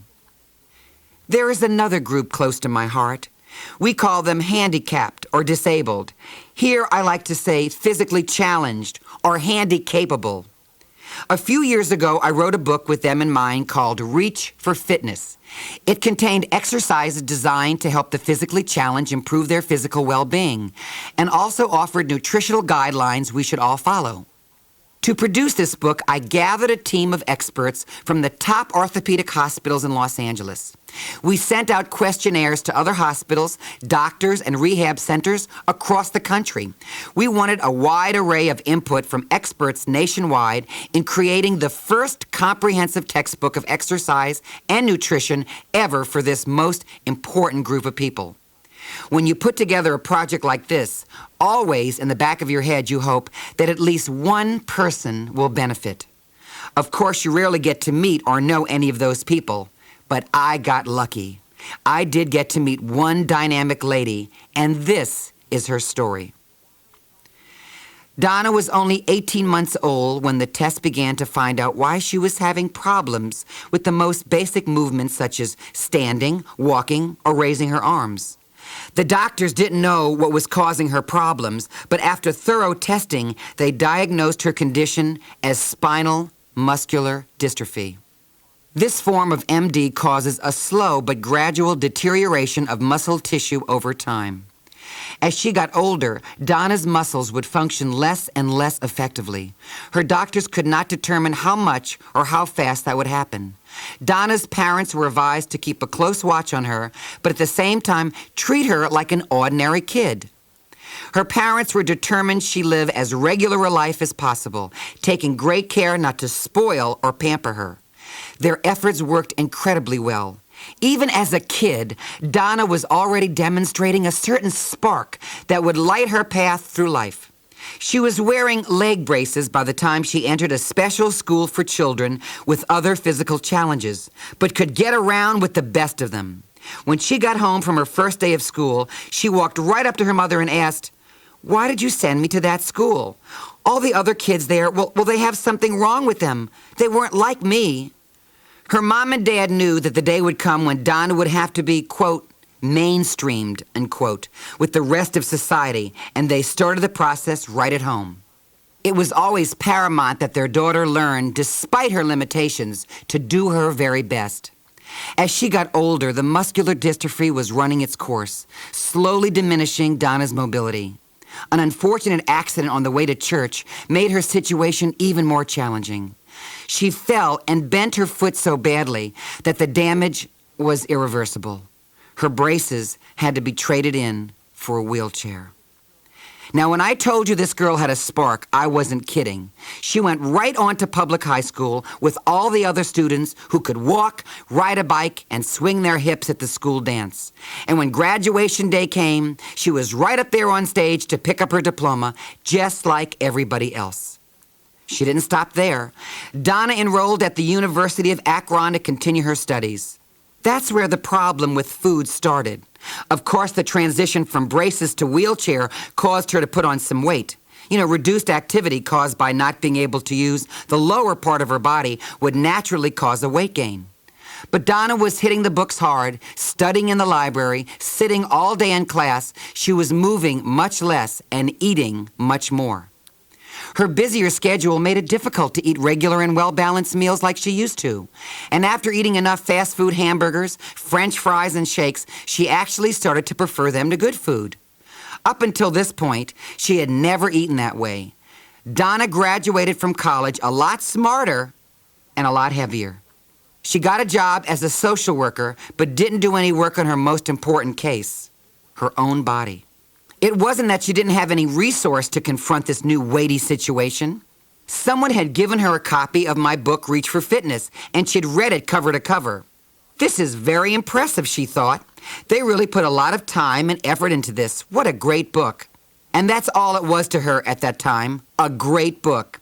It sat collecting dust on her bookshelf for 2 years as she continued to satisfy her ever-growing appetite.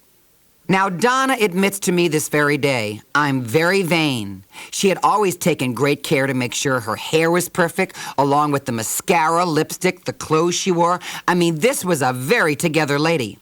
But during and after the college days, she had witnessed her dress size graduate from size 12 up to size 22.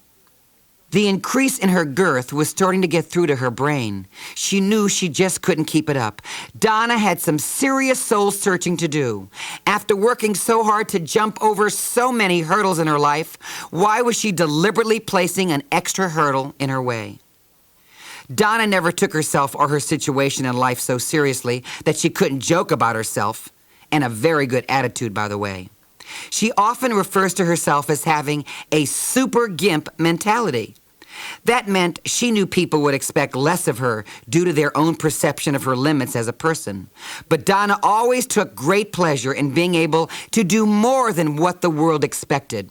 Well, it was time again to do more. Dusting off that old copy of my book, she read it over and over again. The words, for some reason, seemed different this time. The pictures of people with braces, with one leg, in wheelchairs, all exercising, made more sense to her. Why have I waited so long, she wondered. Everything I needed to get better has just been sitting here waiting. Donna began following the exercises and the nutritional advice in my book. She understood that even by exercising, the muscular dystrophy would prevent her muscles from getting any stronger, but she could maintain the strength she had. Not only that, she could increase her body's range of motion. She was delighted with the results. No more hamburgers, she declared. Donna completely kicked the junk food out of her life. From then on, whatever went into her body was going to have to give something back. Fried food was dead. Long live the broiler. She had broiled fish, broiled beef, more salads, and smaller portions. Did you ever eat while doing something else?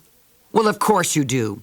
But have you ever thought about how many calories sneak into your stomach when you're not paying attention? Donna began paying attention to what, why, where, and when she ate, and by doing so, she learned to appreciate her meals while eating less. Her body was responding to this new way of life. She could get her heart rate up by lifting her arms, swinging her torso, and working those neck muscles.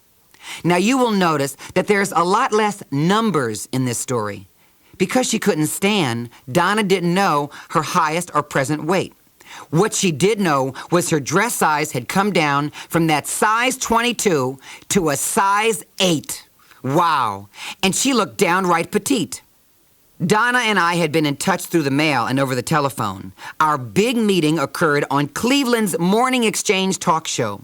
Her story was too important not to be told, and I told her she had to be there with me on the air. Her accomplishments were sure to light a fire to inspire people in and out of wheelchairs. And she was eager to share her life when the host of the show introduced her to the audience. Donna grabbed that microphone, told us who she was, and said, "I know you've heard this old saying many times. If I can do it, anybody can." Well, it's true. My mobility and strength may be limited, but I can exercise and I can lose weight. Please, she told them, don't ever use your limitations or any problems as an excuse. Find out what your abilities are and use them to get whatever you need or want from life. I couldn't have said it any better myself. Did you notice the word depression never came up in this story? I couldn't use it because it's not a word that applies when talking about Donna. She never felt there was anything wrong with her life in a wheelchair. That was just her, and she accepted herself. There may be a wheelchair that's holding your life back. As you see, Donna never let it stop her. Now, you could do one of two things. Either sit around moping about how hopeless your situation is, or you can challenge yourself and prove once and for all, I can win my battle. I am capable, just like Donna.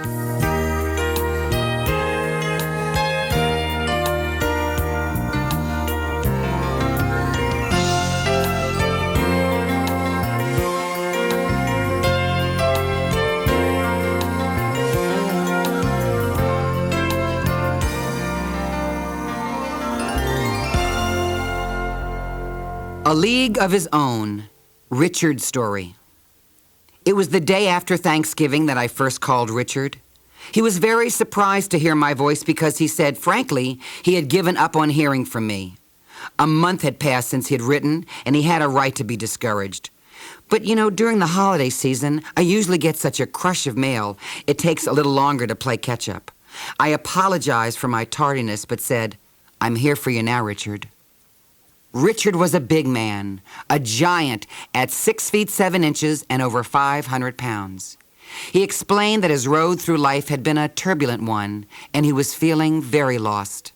He was a local boy, lived here in the Los Angeles area, and I invited him to attend one of my Project Me motivational classes. Now, I alerted my staff to take extra care of Richard. He seemed to be going through a very delicate stage emotionally. The Saturday he walked into the lobby of my club, he was greeted by Lisa at the front desk. Well, hello. You must be Richard. Come on in. We're really glad you're here. The little bit of recognition in those few words made a difference. Later he would tell me he instantly felt at home. Lisa escorted him to the workout room where he sat with me and a room full of strangers. He listened as our members shared personal success stories and progress reports and felt encouraged every time someone stood up to announce their weight loss. He decided right then and there he was going to be one of those successes too. After the motivational meeting was over, as always, I said, now get up, it's time to exercise. I could see panic on Richard's face as the rest of the class eagerly got up to start the workout. You see, he hadn't attempted anything remotely close to real exercise in all his 26 years. I like to keep a watchful, almost parental eye on our first-timers, but with Richard I made sure to watch a bit more carefully. He was obviously having a rough go of it. His face had become very pale, and he seemed to have trouble breathing. He was really pushing himself, which would be good in the long run, but not a good idea for his very first day. As class continued, I walked over to him, the top of my head barely reaching his chest. Looking up, I said, slow down, Richard. This is your first time. I want you to do only as much as you can. If you have to take a break and catch your breath, do it. You can always rejoin us later. And Richard did rejoin us. Each time he came back to class, his breathing and his movements improved. As he became more comfortable with us, he took more of a role in the discussion part of class. He was starting to lose weight. It was time to put him under the spotlight. Richard, stand up and tell everyone how much weight you've lost, I told him. He stood, rising high above the others in the class.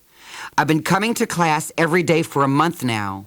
I'm staying on the food program, Richard, and I've lost 24 pounds. Well, the whole class began applauding, much to Richard's surprise. He couldn't understand why they were making such a big deal out of a lousy 24-pound weight loss.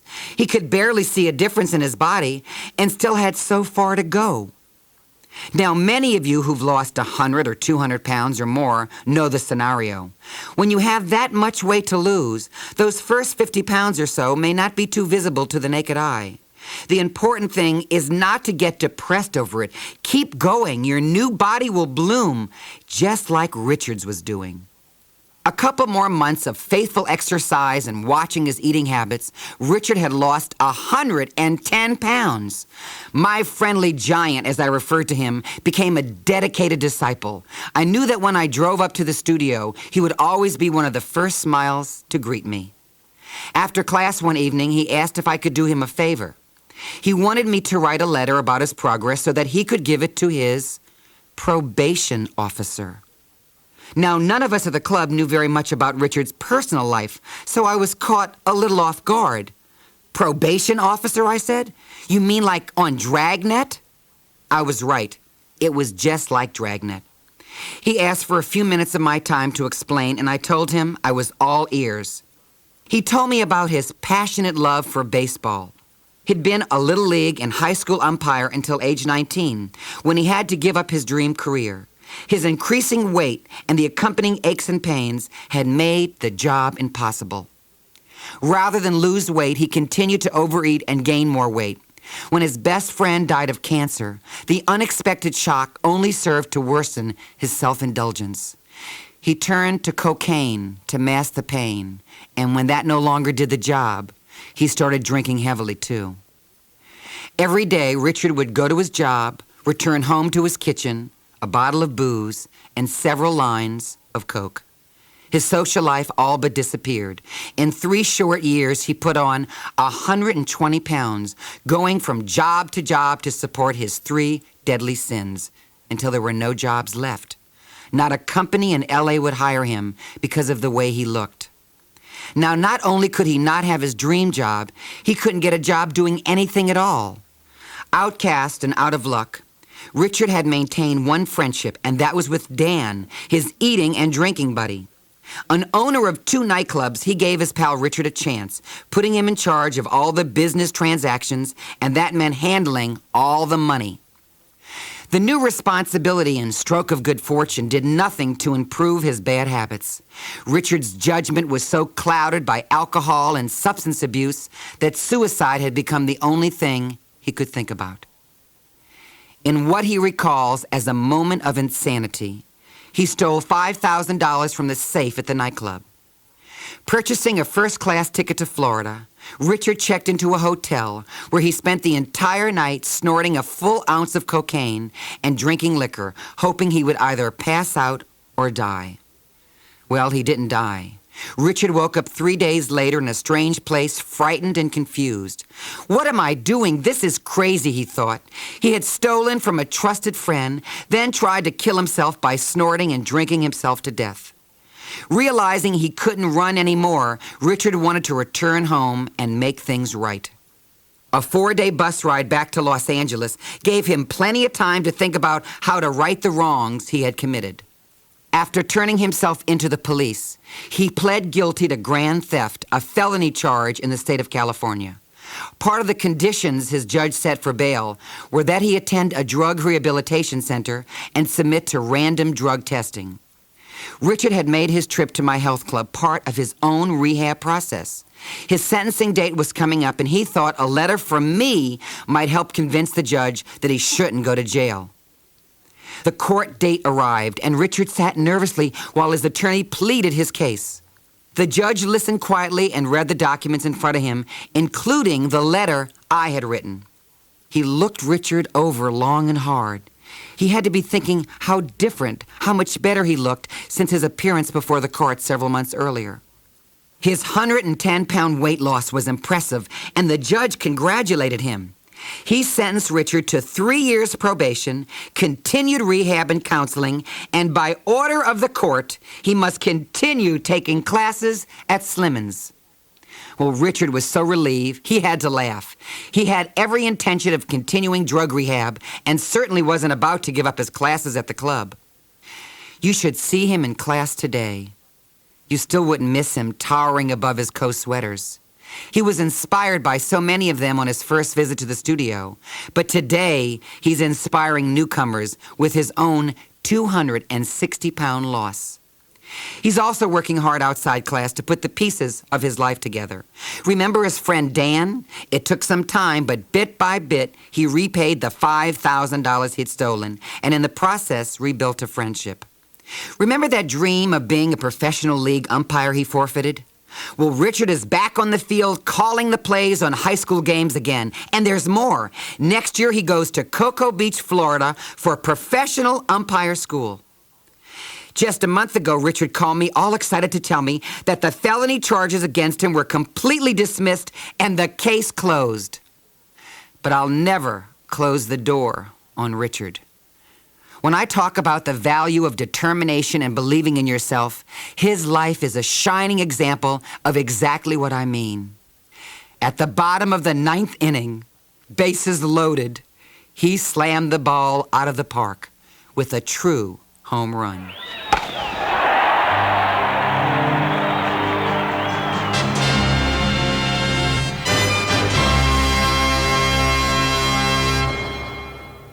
Where's Mama? Marianne's story. Dear Richard, I don't know how to begin this letter and convey my feelings adequately. I started your program last April with a weight of 299 pounds. I was tired of being fat. I wanted to be thin. My son had left for college in January of that year. I was beginning to look harder at myself and didn't like what I saw. One day I was watching TV and saw your Deal a Meal program and decided this could be the thing that could work for me. I ordered it and waited for my program to arrive. I remember the day it came. My husband just looked at me and you could tell what he was thinking. Another waste of money. On April 4th, I started working the evening shift, and that was also the day I chose to start my new life. The first week was the hardest, and I felt myself start to weaken, so I put on your cassette that comes with the program. It was very inspirational, and I could feel my commitment strengthen. When I got your first exercise video, I would play it every morning, and when it got to the part where you asked us, "Do you want to do the twist?" I would answer you back, "No," but I would twist anyway. My daughter would be on the phone with her friends, and she would hold the phone out while I was screaming, "No!" She and her friends would just giggle at me. I knew the day would come when my response would be yes, yes, yes. Richard, now I enjoy it, and I look forward to my exercise every day. I have all 4 of your tapes now and do them daily. I rotate them, and I never get bored. My son, away at college, had no idea I was dieting. I had told my family that they were not to tell him anything at all about me losing weight. In the beginning, it was easy for them to keep my secret. I'm sure they figured that in time, I would fail. But as the time went on and they saw how well I was doing on the program, they encouraged me, especially my daughter. She would buy me greeting cards congratulating me on my weight loss. My younger son, Andrew, would say, "That's the way to go, Mom." My husband would look at me with such a wonderful twinkle in his eyes. It's just made everything worthwhile, and most of all, I started to respect myself. On June 12th, at 11:35 a.m., my son's plane landed. He was coming home to be married, and he hadn't seen me now for 17 months. And best of all, he didn't have a clue about my secret. As you can see from the enclosed picture, this was the woman he was looking for to greet him when he got off the plane. But instead, he was greeted by the new me. His fiancée and my daughter drove to the airport with me. I trailed behind them, walking through the terminal, wearing my sunglasses. When his plane landed and he got off the plane, my daughter and future daughter-in-law went to hug him. Still wearing my sunglasses, I pushed the girls aside and just started hugging him and kissing him all over. I could hear him asking his fiancée, "Who is this? Who is this woman?" When I finally stopped hugging him and backed away, I took off my sunglasses, and he finally realized it was his mom. All he could say was, "Wow, wow, wow," and he kept repeating that one word all through the 52-mile drive back to our home. Richard, thank you for helping me to make his wedding day a dream come true for both of us. Love, Marianne. Marianne's letter had me laughing out loud when I got to the part where her son didn't recognize her. It was such a whimsical story, I had to call her and say how much I really enjoyed reading it. When I called the first time, she wasn't home. Get this, she was out taking her evening walk. This lady is just too good to be true, I thought to myself. I waited an hour, called again, and this time, sweet Marianne answered the phone. "Richard," she said, "my son told me you called. Well, you know, I just couldn't believe it. I never had a famous person call me before." "Oh, honey," I said, "I'm not famous. You are. Your pictures and your story, well, you're just adorable. So how was your son's wedding?" "Oh, it was beautiful, Richard, so beautiful," she said. "It had been raining off and on all week, but the day of the ceremony, the weather was just perfect. Well, everything was perfect." Marianne told me that a friend of hers asked the groom what he thought of his mom's new look, and he said, "Awesome, totally awesome." And how far are you from your goal now, I asked. Well, I want to lose about 30 more pounds, but my goal is not so much on the scale. I set my goal with a dress size. I thought it was a very interesting approach and asked Marianne what that goal was. Oh, I started out at a 24 and a half, and I'm down now to a size 14, Richard, and my final goal is 12. Wow, just a dress size away. What does your husband think of the big change? Your letter said he was kind of skeptical when you were starting out. Oh, I'm not the only person around this house with a new attitude. Marianne laughed a little when she told me that. What's so funny, I asked. Well, before I lost the weight, he was sweet enough to me. He's a really good husband, you know. But after I lost all the weight, well, last week he bought me a little present. A teddy. Marianne and I howled. What a super lady. She really did add a bright spot to my day. She told me she knows she'll never look like Twiggy. But you know what? I can't imagine Twiggy or anyone else being any happier than Marianne is these days. And what could be more important than that?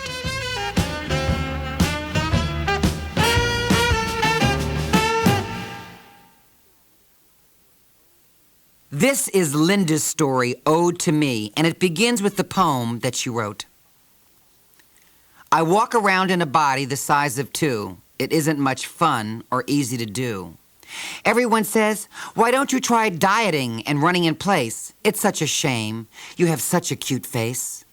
But food and I have a war going on. So far I'm losing, and food has won. I walk in a room and look at a chair and wonder inside, will my butt fit in there? Or should I stand and be as uncomfortable as can be, 'cause I'm losing this war between food and me? I go out shopping at the Beautiful and Big. Then I come home and to relax, I eat like a pig. I get so frustrated, it's really depressing. So I say, pass the lasagna, the turkey, the dressing. When I go to the bathroom, I kick the scale away. I say, bug off, scale. You're not ruining my day. So I go off to work, to shop, or to visit. I think, why do I want that donut? What is it? Why can't I stay away from this food that's so yummy? Does it make me feel good while it swells up my tummy? I'm not going to give in. I'll fight till the end. Oh, please, God, help me to have just one chin. There's a thin person inside me, I say under my breath. I just hope I haven't smothered her to death. So if you see me and think I have no willpower to lose, you better watch out, Buster. It can happen to you. Those cookies and Snickers are really slick guys. They'll stop at nothing to cling to your thighs. So instead of judging someone by their size from afar, get to know them and love them for the person they are. You may make a new friend whose love you can treasure and keep, for it really is true, beauty is only skin deep. Hi, Richard. My name is Linda, and today is the first day I am on your daily meal plan. I've enclosed a copy of a poem I wrote about a month ago. When I wrote it, I thought it would make people laugh, but when I showed it to them, they thought it was very sad. I was surprised to get that kind of reaction. Even though I wrote it as a joke, the more people that read it had the same reaction. I realized I better stop and really look at what I wrote. I have over 100 pounds to lose, and doctors have been telling me to lose weight for years. About 4 years ago, I lost 50 pounds on one of those liquid diets, but I gained it all back, plus another 26 pounds. I would have enclosed a picture, but I think I've dodged the camera like a pro for the last few years. If I ever get caught off guard and someone snaps a picture, when I pick them up at the drugstore, I sit in the car and rip up any that I'm in. Whew, my 2 kids get so mad when I destroy those pictures. You know, I'm tired of missing out on life. I know some large people who seem to have so much self-confidence. I always admire them for being so outgoing. I used to be outgoing and loved being around people all the time. Now I find myself pulling back on life. I missed my 25-year class reunion because I didn't want anyone from school to see me like this. I don't go to any of my husband's functions at work because I don't want his coworkers to feel sorry for him because his wife is so big. Now, I wasn't always like this. I don't want to spend the rest of my life hiding behind this fat. I have a wonderful husband, 2 fantastic kids, and they all love me very much. I want to live as long as I can to enjoy them. I hope you enjoyed my poem. Sincerely, Linda. July 6th. Hi, Richard. Today I received a phone call from you. By the end of our conversation, I agreed to get back on Deal a Meal and write you in a week to update you. Well, it's been only 7 hours since we spoke, but I had to write you right now. I can't tell you how much your phone call meant to me. When I hung up the phone, my husband said, "See, he doesn't even know you, and he cares more about you than you do." He was right. I've been on every diet imaginable in the last 23 years that I've just given up. Your call today made me feel like I am worth it. My weight can't be ignored any longer. I'm so glad you like my poem. In it, I said I knew there was a thin person inside me, and I hope I hadn't smothered her to death. I thought it was funny then, but now that I think about it, that's exactly what I've been doing all these years. I've smothered the person who a few years ago loved to talk and laugh with other people and who loved to get involved in life. I become more of a loner now. I've pulled away from people, and I've been dropping out of social situations because of my size. My family has suffered because of my behavior. When I think about what I'm doing, it makes me mad because I know behind all this fat, there's an interesting and funny person people would like.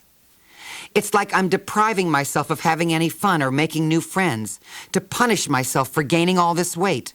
I can't believe I've gained over 100 pounds since my wedding day 22 years ago.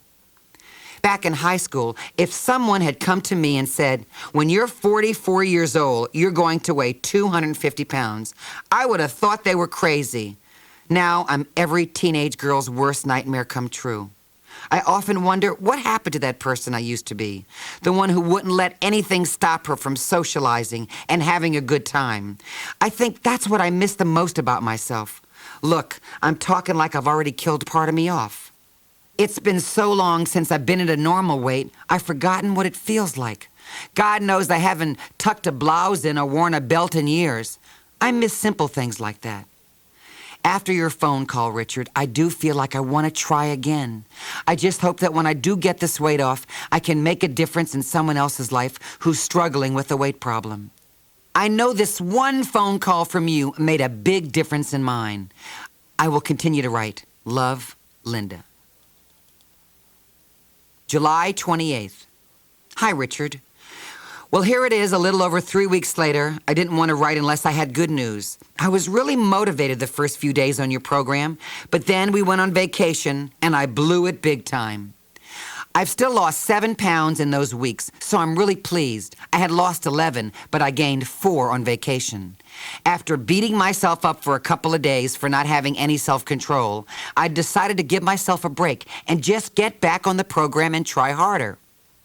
I've really started to take the time and try to figure out what triggers my overeating. I realize now that a lot of it has to do with my stress. While we were on vacation, we were traveling on some very busy roads with all kinds of big trucks and other traffic. As soon as we stopped the car, I was shoving something in my mouth. When we got back home, I found myself overwhelmed with the work that piled up on my desk. I felt like if I ate something, I'd feel more relaxed. But instead of eating when I got in from the office, I put your Stretching to the Classics tape in, and boy, did it help. Just that 15 minutes of calm music and stretching works wonders. I'm going to close for now. Thanks again for giving me that extra push when I need it most. I know I get weak sometimes, and I need all the encouragement I can get.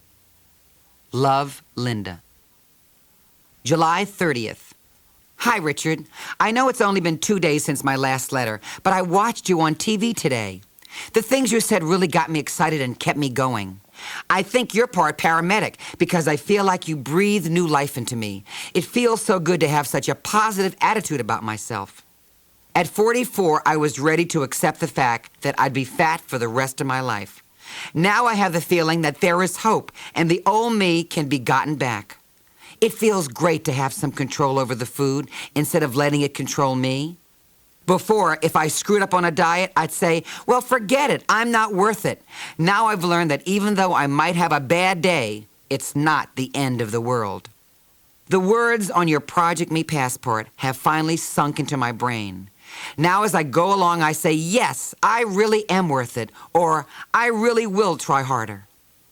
I also realize now that I am addicted to food, and so is everyone else in my family. There isn't an occasion that comes up that we don't celebrate with a 10-course meal and cake.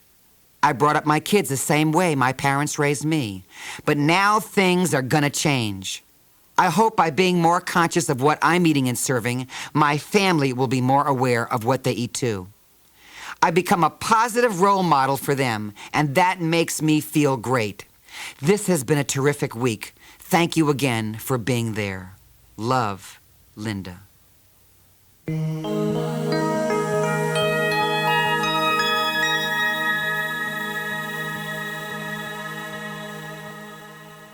Block Party, Elizabeth's story. Did you ever meet someone so special that you just can't keep them off your mind? Well, Elizabeth was that kind of person for me. We met through the mail at first. She wrote me that she was 14 years old, weighed over 400 pounds, and she just couldn't lose weight.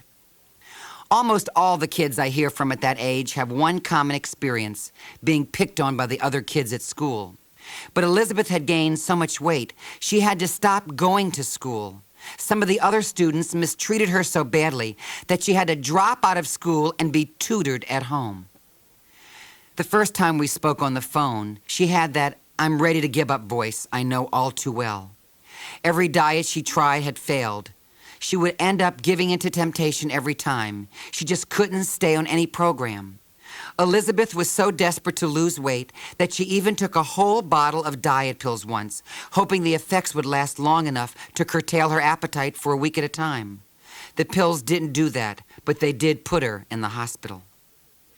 She comes from a very close-knit family, and they all share a passion for eating. Her mom was overweight, her grandmother, her uncles, they all enjoyed a good hearty meal. Often at her grandmother's house, they sat around and talked about all sorts of things. The family's favorite gathering place was the kitchen table. The conversation just flowed so much better there, and so did the snacks. If one member of the family had a treat, everyone had a treat, including Elizabeth. After they had talked and laughed and snacked all afternoon, then it would be time for supper. I asked Elizabeth if being from a family of big eaters made it harder for her to lose weight. I can't really say that, Richard, she told me. I really have to blame myself. I get so tempted by food, that's why it's so hard for me to stay on a diet. I know, Elizabeth, food is very powerful over a lot of us, but you've got to take power over the food. Your life is at stake here. You're only 14 years old. If you keep eating this way, imagine yourself at 20 or 30. But Richard, she said, what can I do? I've tried everything. What else can I do? You can try even harder, Elizabeth, and I'm going to help you. I sent her one of my Deal Meal food programs and exercise tapes. That would be my first step. My second step was to make sure we talked every week to make sure she resisted the always present temptation to cheat. She sounded much better the next time I called her, and the next. But after 2 weeks, she was off the program, and I wanted to know why. It's just so hard, Richard. It's just so hard, she told me. I know you can't call me every day, but that's almost what I need, someone I can talk to every day. Well, I had an idea. Don't you know other kids your age who have to lose weight? Sure, she said. I know quite a few. Why don't you think about calling them all up, see if they'll join you in losing weight, and you can do it as a group. I think it would be a lot easier for you that way, and good for everybody in the group. You know what, Richard? That's not a bad idea. I could give it a try. Good, I told her, and let me know if I can help out in any way. Well, Elizabeth went to her grandma's house that evening to bounce the idea around with the rest of the family. Grandma loved the idea. We could fix up the old garage out back, she said. We're not using it for anything. You and your friends could have meetings out there. So Elizabeth started making phone calls to every friend she knew who had a weight problem. Most of them loved the idea. Her Uncle Dave, always a whiz with a hammer and a saw, got to work on the old garage. He put in a new floor, new ceiling, fixed the leaky roof, and put on a fresh coat of paint. The garage was ready for her first meeting, and 12 people showed up for the first one. They talked about weight and wrote ideas down on how to take their minds off food. Elizabeth was getting stronger. She was meeting instead of eating. As the group leader, she would call her members every day and say, "Well, how are you doing today? Are you having problems? You are? Well, let's talk about them." Elizabeth was losing weight too. She had lost over 40 pounds and was making new friends at the same time. Things were going great until school started back. A lot of the members in her club had after-school activities like band, driver's ed, or just good old homework, making it impossible for them to meet. Elizabeth got depressed as her new family began to fall apart, and as it did, so did her food program. I found out about the groups breaking up on one of my usual follow-up phone calls. The chipper, upbeat Elizabeth didn't answer the phone. It was the "I failed again" Elizabeth I heard. Everything was going so good, Richard. Then school started back and everybody started going their separate ways. Plus, my mom's been real sick. It's just been a sad time for me. I didn't know anything else to do but eat.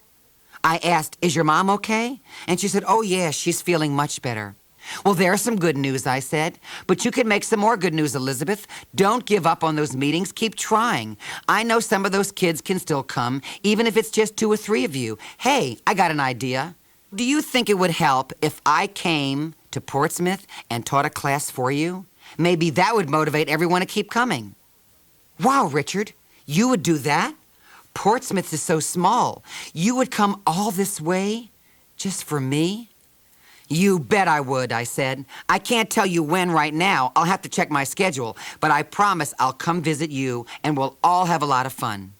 Well, Elizabeth couldn't believe the news when she got off the phone. She didn't even hang it up. As a matter of fact, she began calling her friends immediately.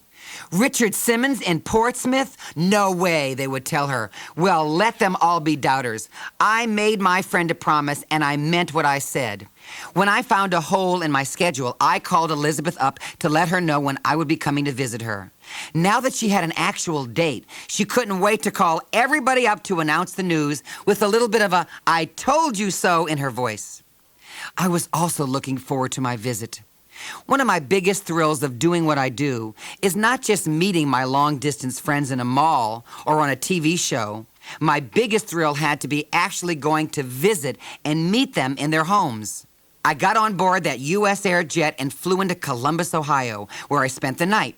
I got up early on Wednesday morning to start my 2-hour drive to Portsmouth. I heard they grow a lot of corn in Ohio, and now I know firsthand that that's a fact. Highway 23 from Columbus to Portsmouth was bordered mile after mile with rows of cornfields as far as my eyes could see. Every now and then, we'd pass a little makeshift produce stand displaying fresh corn, tomatoes, and other vegetables. I wanted to stop, jump out of the car, and yell, "Hey, everybody, let's make a salad." Elizabeth's mom gave me great directions. I went over the railroad bridge like she said, hung a left at Long John Silver's, drove a few more blocks, and there was Grandma's 2-story house, and about 12 people standing outside wearing black T-shirts that read, "Think Thin with Richard." Most of Elizabeth's family was there, too. "Hi, everybody," I said. "Hi, Elizabeth." "Oh, Richard, I can't believe you're actually here," she said. "Honey, believe it. And look how good you look." And she did. Elizabeth had on her Think Thin T-shirt, pink pants, and black sneakers. I could see she had lost weight, too. 56 pounds. "Let's go inside and just talk before we start our meeting," I told them. Everyone filed inside, and we all sat down to talk at, where else? The kitchen table. There was fresh fruit on the table to snack on. No fattening treats this time. As we all got acquainted, they had me signing T-shirts and sneakers and pictures, everything, even paper plates. One of her uncles had a video camera and was recording everything. "Hey, Elizabeth, where's the clubhouse?" I shouted. "Take me to see that clubhouse." Elizabeth said, "Before we go out, this guy from the radio station wants to interview you first." "Radio station? Interview? How do you know I was even going to be here?" She said, "It's a small town, Richard. News travels fast." I talked to the interviewer from Portsmouth's local country music station. I don't know how much information he got from me. I was still signing stuff, posing for pictures, and a few more neighbors had drifted over too. When the radio station DJ was done with me, I said, "Now can we see the clubhouse?" "Oh, one more question, Richard," the DJ asked. "If I call my wife and she comes over, will you say hello to her?" "Well, of course," I said. "Now, let's go see the clubhouse." It was beautiful inside, and there was a man on a ladder putting the finishing touches on a huge mural. His name was Chad. "Hi, Richard," he said. "Wow, did you paint this?" I asked. "Yes, do you like it?" Chad had painted a picture of Elizabeth and I standing next to each other with both of us holding balloons. And there was members of her family painted off on the side looking on. He had painted our picture against a baby blue sky with fluffy white clouds. A few birds were painted in the background and peppered the sky. Chad was a regular Michelangelo. "We wanted it to be a special and happy place," Elizabeth told me. "And it certainly is," I said. "You have all done a great job in here. Let's go back into the house and see if everyone's ready to get started." When we walked to Grandma's, I noticed a few more people had gathered, and I said hello to everyone as we walked inside. We all sat for a few more minutes in the living room. Every place to sit in the room was taken. Sofas, chairs, ottomans, everything. I noticed as we talked that it was getting harder and harder to hear. It was a hot summer day, so we all had the windows open. You could hear even more people gathering outside, and it was getting fairly noisy. "Okay, everybody," I said loud enough to get everyone's attention. "Playtime is over. Let's go exercise." Well, we walked outside, and you wouldn't have believed the sight awaiting us. There was hundreds, and I do mean hundreds of people gathered outside Grandma's house. The police were there. They had barricaded the street. TV stations were there with cameras. There was a radio station truck, and the mayor was even there. I looked at Elizabeth and said, "What happened?" "Hey," she said, "I told you. It's a small town, and news travels fast." This is the end of side 3. Please fast forward and turn over the tape for proper cueing of side 4.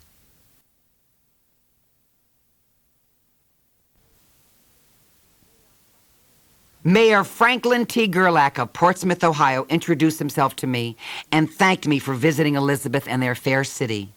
He then read an official proclamation. Today was Richard Simmons Day in the city of Portsmouth. He also presented me with a solid brass key to the city. But then he got to the really good part. Elizabeth was also presented with a proclamation recognizing her work to improve her health and her efforts to help others. The mayor could have named that day for Elizabeth, because as far as I was concerned, this really was her party. Now, Elizabeth had told me to expect maybe 50 or 60 people to be in the class that afternoon, but official police estimate put the crowd at 10 times that, between 500 and 600 people. Well, since everybody was there, I said I wanted everybody to exercise too. Standing on the street at eye level with the crowd, my view wasn't very good at all to lead a class. But 2 men brought over a picnic table, and ta-da, instant stage. Now I could see. The radio station lent a helping hand and set up 2 large speakers. We already had a cassette deck, so it was time to begin. What a sight. Arms swaying, heads bobbing. Portsmouth is definitely serious about exercise. I played some of my old favorites like Shout and The Wanderer, but I mixed them up with some current stuff too. For instance, I played a Michael Jackson hit and threw in a couple of country numbers as well. Elizabeth was near the front of the crowd, and I was so proud watching her work out with the rest of the people she had helped, and even some who had made fun of her. I'm sure she probably made a lot of new friends that day. We were finally winding down after almost an hour of some major sweating. I tell you, it was hot. But before I played the last song, I wanted to say something very important to this wonderful audience. I looked across the crowd and beyond. There were people on their porches. Some were just sticking their heads out of windows, and I even spotted a few of them on the rooftops. I saw overweight women and men, and too many overweight children. Thank you all for coming out on this very hot day, I said. You all deserve a big round of applause for working out as hard as you did this afternoon. I see so many people out there who need to lose weight, including a lot of kids. You can do this every day, and I wish you would. For those of you who don't have a weight problem, I hope you leave here today with a better understanding of overweight people. They deserve your kindness, not your jokes. I also hope that everyone leaving here will remember to take better care of themselves and your families. Your good health is the most important thing you can have, and I want you all to be in good health. Now let's do a cool down. I put on one of my favorite songs, Bette Midler singing From a Distance. We choreographed our cool down to the words from the song, raising our hands to God in heaven, then pointing our thumbs to our chest, and then moving our arms in a big circle. What a group. I said goodbye to the people of Portsmouth as they cheered and applauded. Whew, it was quite a class. I wanted to spend a little more time with Elizabeth before I left town, but the radio, TV stations, and newspapers wanted interviews first, so I obliged them. After I was done, Elizabeth and I went into the living room to talk alone. A few curious people still stayed around. They were on the porch, looking through the windows, but we had enough privacy. Well, Elizabeth, I hope my coming out to see you gave you a big enough push to keep you going, I said. Richard, I still can't believe you actually did come here to see me. This was like a dream for me. Hey, a promise is a promise, and I don't break mine. You know, everybody in this town knows who you are now, and I'll tell you something else. I bet they all want you to do well, too. They believe in you, and I want you to get busy with your meetings again. You're helping all these people now, and you're helping yourself. That's why you started your group in the first place, right?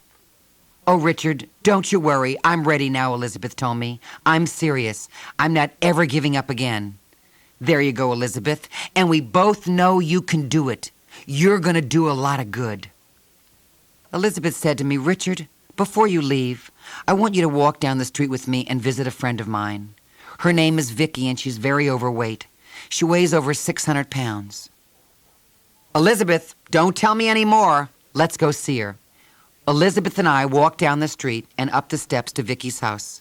We knocked on the door and told her who we were, and Vicky told us to come in. The door was open. She was sitting on a chair in the living room. Her hair was so pretty. She was wearing it up, and she was a beautiful woman. Hi, Vicky, I said as I hugged her. I'm sorry you couldn't come to our party, so we brought the party to you. She thanked me for coming over. I began to tell her how we would help her get out of that chair and to start to live again. But Elizabeth took over the conversation, telling Vicky, I'll help you too, Vicky. I'll come over every day. We'll exercise together. I'll help you eat the right things. I'm going to help you get started. There was nothing more for me to say. Portsmouth, Ohio, had its very own fitness guru. Yes, I'm still checking in with her. The last time I called, she was still all charged up and leading the pack. She doesn't need me to call her every day anymore. Heck, she's too busy watching over everyone else.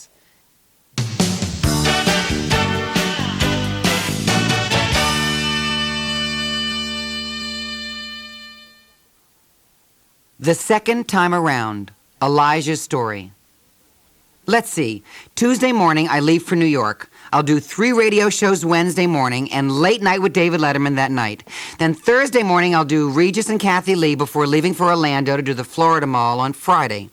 Then I have to be back in Los Angeles on Sunday to tape my latest show. Then it's off to Nashville on Tuesday to appear at a regional health fair. Whew. And that's just 1 week of my life. I'll tell you, it's hard enough for me to keep up with me, but there is one man working behind the scenes whose sole job is making sure I get from point A to point B, then C, D, and E. You get the picture? His name is Elijah. You've seen him twist and shout with the gang on Sweatin' 2 and 3, and you know that Elijah has lost 300 pounds. But I want you to know the story of how he came to work with me and what his life was like in the days when he still weighed nearly 500 pounds. Elijah, you get out of that fig tree, his mother Della shouted from the window. She'd already watched him devour his usual breakfast, a huge Tupperware bowl filled to the brim with cornflakes, nearly a half a cup of sugar, and almost a quart of milk. The rest of the kids in the neighborhood were already out playing softball or hide and seek, but Elijah had a mission on this hot Mississippi morning. He wasn't going to stop until he plucked every ripened fig from the tree in his family's backyard. By then, it would be time for lunch. Just like every other mother with an obese child, Della watched and worried as her son satisfied an appetite that seemed to never get satisfied. She didn't know about the Hershey bars he had hidden under his bed to eat late at night when everyone else was asleep. She heard the stories about his walks to school. Della Ruth, her friends would tell her, every time I see Elijah walking to school, he's got a bag of potato chips or a Coke or something to eat in his hand. I'm sure that arm of his must be getting plenty exercise because he's always using it to put something in his mouth. Now, Elijah was a smart kid in school. His grades were so good that he was accelerated an extra grade ahead of all the other classmates at Eureka Elementary. 11 years old when he started 7th grade, and he was already 165 pounds. He hated 7th grade most of all because of his 4th period class, PE. All the other boys in gym class always made fun of him, calling him names, and of course, they never wanted him on their teams. His mother actually taught school herself. She loved teaching kids and had done it all her life.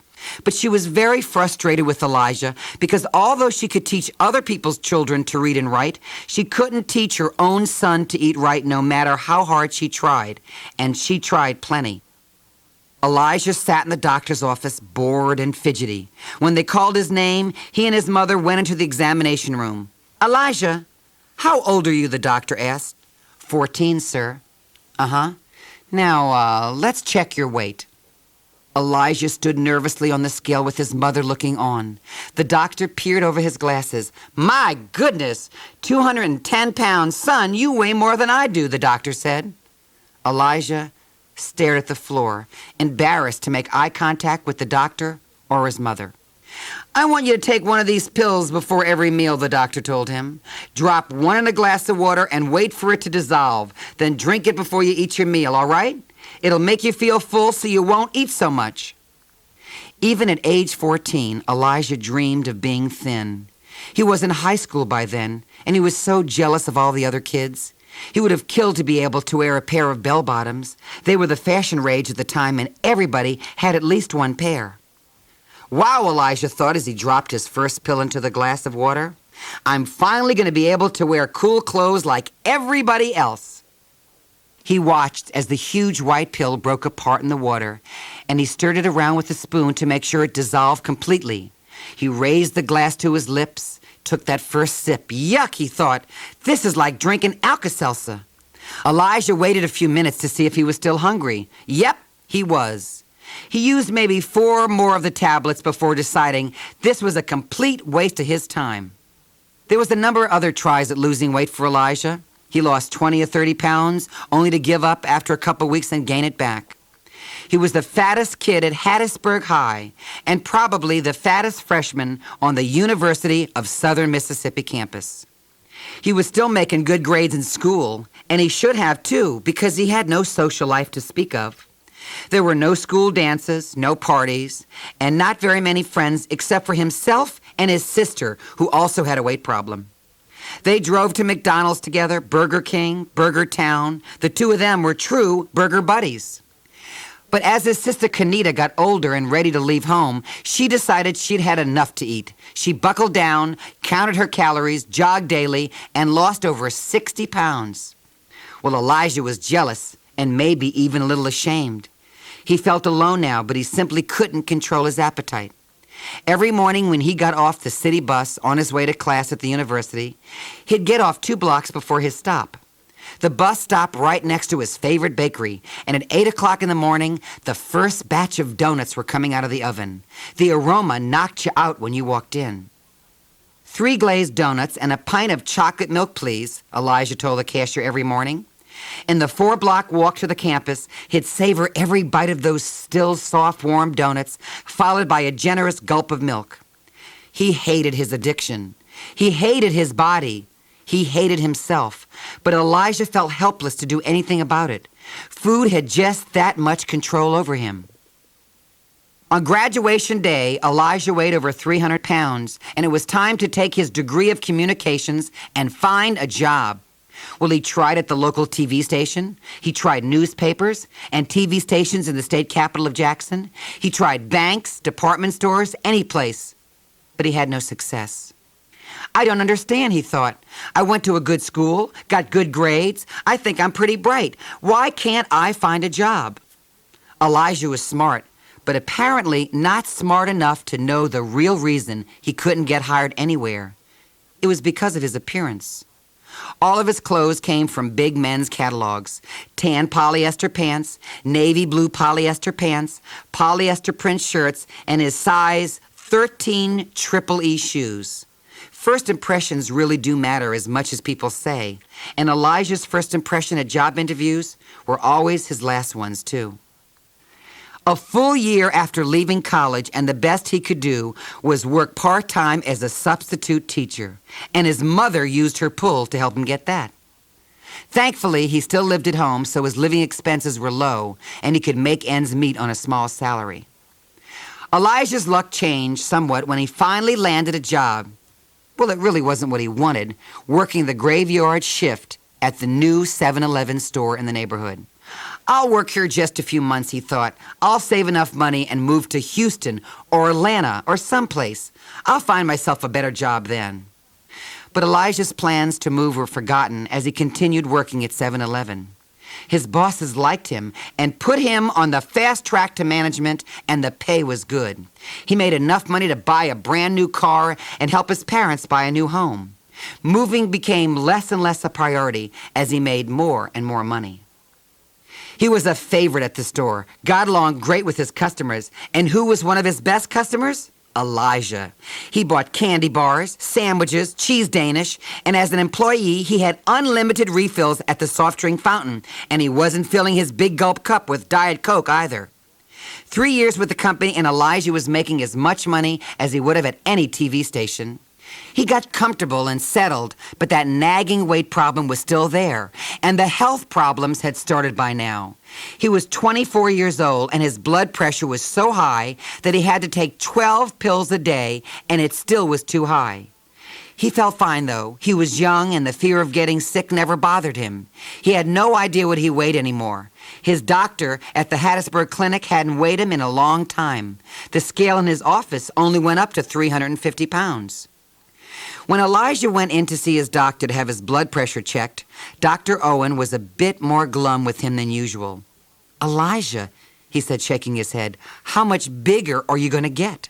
Elijah laughed nervously as the doctor wrapped the sleeve around his upper arm to check his blood pressure. His head shook again as he began writing some numbers down on his chart. "How bad is it?" Elijah asked. "Well, your pressure is up since your last visit, but I'm going to have you increase your medication some more. But before you leave here, I want you to go up to the 5th floor. They've got a scale up there that should be able to weigh you. I need to know what you weigh." Elijah's heartbeat sped up as he rode up the elevator. His weight was a smaller problem as long as he didn't know what it was. He had simply swept the idea of what he weighed under the rug. It was easier to accept it that way. 5th floor, time to get off. Elijah was escorted by Dr. Owen's nurse past a room full of women, and they all were pregnant. Elijah was so embarrassed as he wondered what they might be thinking. The nurse opened the door to a little room where Elijah saw the biggest scale he had ever seen in his life. "Okay, Elijah," the nurse said, "now let's check that weight." Well, it was like Judgment Day. Elijah stood on the scale as the nurse kept moving the scale's capacity up in 50-pound increments. "Well, you're over 350, she said. Let's take it up to 400. Elijah figured, I'll be somewhere between 350 and 400 probably. But he was wrong. "Move that 400. Let's try again," she said. "Over 400, Elijah said. "Are you sure?" "Oh, I'm sure all right," the nurse told him, moving the balance again. "And that's not all either. I've got to take it up a little more. It's still not moving." Elijah was in total disbelief. "Okay, we've got a number for you, Elijah. Let's see here. 484.5 pounds. Elijah drove home in a daze. He couldn't dare tell anyone what he weighed. He actually hated knowing himself. But did Elijah feel it was time to lose weight yet? Yes. He felt it was time, but the idea of losing that much weight seemed so impossible, and the goal so far out of sight, he did nothing yet. A few months later, Christmas time, Elijah's favorite time of the year, he loved buying presents. He drove to the Cloverleaf Mall with a shopping list in hand. First stop, McRae's, a dress for Mom, size 12. Sweater for my friend at work, size medium. Size 15 shirt for Dad. Elijah's hands were filled with shopping bags as he walked to Waldorf's department store. Well, it was the most upscale specialty store in town, and Elijah had never been able to shop there for himself. They didn't carry size 56 slacks. He always looked the other way when entering the store. They had mirrors bordering the display windows as you walked past them. The mirrors were angled so you got a very good view of yourself coming and going, and a side view as well. Elijah really hated those mirrors. With most of his shopping done, he arrived home to start gift wrapping. Elijah looked at all the fashionable clothes he'd bought for his family and friends and thought about how all his life he could never wear the latest styles or anything even approaching fashion. He glanced over at the open closet door to see the drab assortment of huge pants and shirts and leisure suits hanging there. He remembered how jealous he would be when his friends would get all dressed up and drive down to New Orleans for a fun weekend. He would be too ashamed to join them. He thought of all the dreams he had as a kid of living in a big city, of having a job he was proud of, and doing exciting and rewarding things. And he thought of his last visit to Dr. Owen's office, and that scale on the 5th floor, and his weight, 484.5 pounds. Elijah put down the scissors. He put down the gift wrap, pressed his hands to his forehead, and he cried. Elijah cried for the life that was literally getting away from him, and for the life that would never be, and he finally realized why. His morbid obesity. He doesn't know where the will came from, but something in his brain snapped.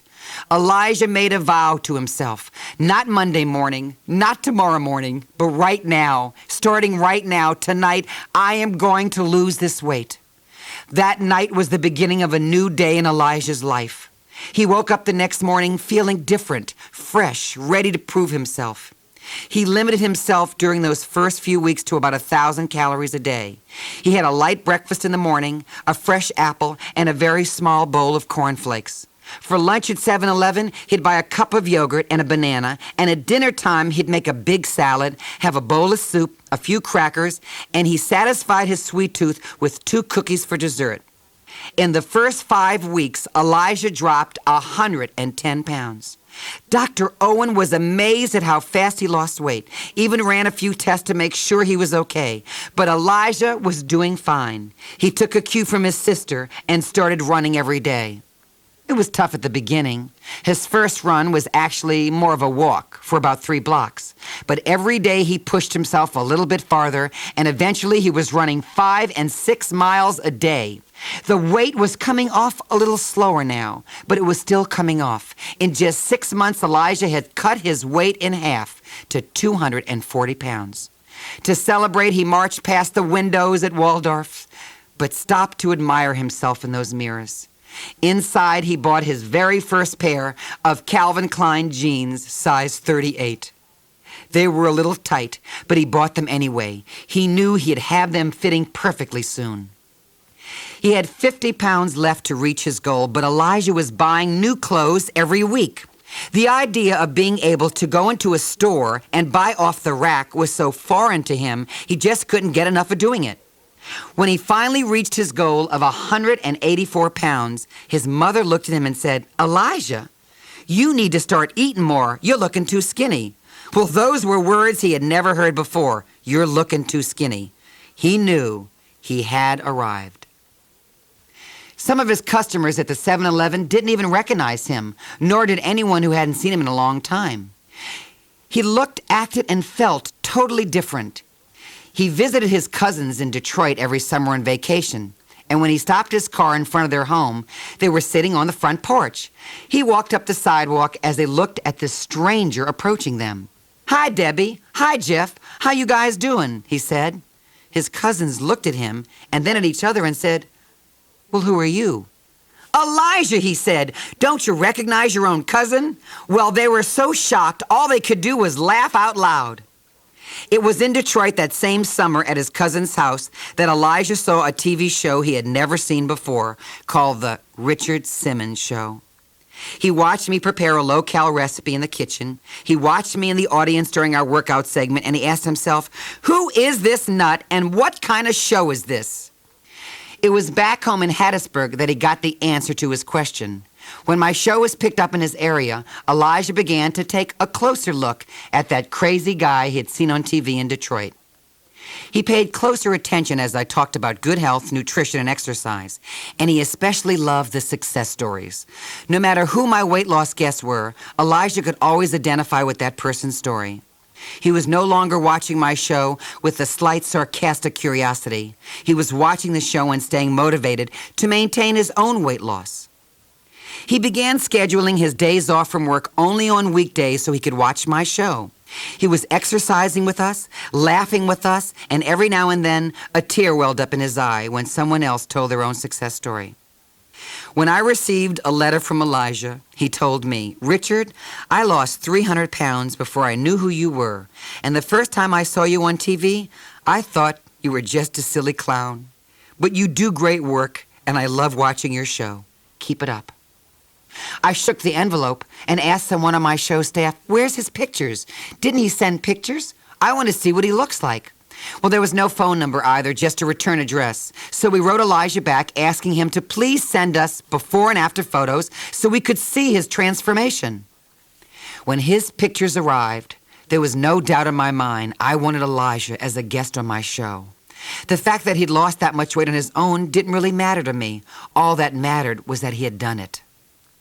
Elijah was one of my very best guests ever. He was bright, articulate, and was very funny during our kitchen segment. At the end of the show, you may remember, I always offered a few words of motivation to the audience. Well, for Elijah's show, I wanted to do something different. I wanted Elijah to do it. My producers, Nora and Ginger, were a little nervous. "Richard, we've never done this before," they said. But I didn't care. I wanted Elijah to close my show that day. He was perfect. He sat on the set with me and told the audience, "Richard, I know how tough it is to lose weight. You know, I've been addicted to food all my life. But the good news is it can be done. You can lose weight. I know that's true because I did it, and the rest of America needs to know that they can do it too." Elijah's moment in the spotlight was over. We hugged and he said goodbye to me and my show staff. On the flight back to Hattiesburg, Mississippi, Elijah couldn't get the experience out of his mind. He felt so special in Los Angeles. He had such a good time. The checkout counter at 7-Eleven just didn't feel like where he wanted to be anymore. By now, he would have been giving up a secure, good-paying job to try something new. But Elijah had L.A. in his blood, and he wanted more. Maybe now was the time to do what he had tried to do 4 years earlier. He had a new look, a new streak of confidence, and he was young enough to take a major risk. So he did. Elijah gave notice at 7-Eleven to the surprise of his supervisor and his family. He packed his belongings into his red Chrysler and set out to challenge life in Los Angeles. Elijah spent his first night at a Holiday Inn downtown and walked amid the skyscrapers looking up in amazement. He always loved tall buildings, and to this day, you can show him a photo of any American city skyline, and he can name the city. As he looked up, he said, "God, I want to make it here. Please let me make it here." On his second day in Los Angeles, Elijah came down to visit us at the studio. We were so inspired by his courage, realizing what he had given up back home. And as fate would have it, the day he visited us, the receptionist for our show quit, and we were all left with no one to take phone calls. "What are we going to do now?" "Well, I'm not answering the phones." "Well, who's going to do it?" they asked. "Elijah," I said. "Let's give Elijah the job." And he was the best receptionist we ever had. When you called the show, you heard him answer in his slight southern drawl, "Good morning, the Richard Simmons Show." Elijah loved his new job, and he was an instant friend to all of us. He was happy, excited, and homesick. He missed his family and friends back home, and he missed his hometown of Hattiesburg, tucked away in the pine forest of southern Mississippi. It was at a weekly staff meeting, and I was out of town when he told everyone of his decision to return home. When I got back to L.A., I heard the news. I confronted him on the steps outside of my office. "How can you do this now?" I asked. "You just got here. It's only been 5 months, Elijah. On top of that, you're leaving, and I have to find out from everybody else." "I'm sorry, Richard, but I think I made a mistake," Elijah said. "After I lost all my weight, I thought I could do anything, but I really wasn't ready for this move. I want to go home." Well, I can't make you stay, Elijah, but I do feel that you're giving up. I didn't think you were a quitter, but I respect your feelings. You do what you feel is best. Well, the staff threw a big going-away party for Elijah, and I was again out of town, but I left him a present of 3 new pieces of luggage and a card that read, "When you get back home, pack your bags again, because you'll be coming back." Elijah felt uneasy on the drive back to Mississippi. When he walked into his mother's home, the first thing he told her was, "I won't be here long." He couldn't get his old job back at 7-Eleven because he had been replaced. Elijah settled for a job at another convenience store deli where he checked groceries, fried chicken, and mopped floors. With a college degree literally in his back pocket, his new job did nothing for his self-esteem. Slowly but surely, something else was happening. Elijah was eating again, and the weight was coming back, 5, then 10 pounds at a time. He was sweeping the parking lot at 5 o'clock in the morning when a shiny new BMW pulled up. Elijah put the broom down and walked back into the store to help a single customer. When he realized it was one of his classmates from high school, Elijah felt 2 feet tall.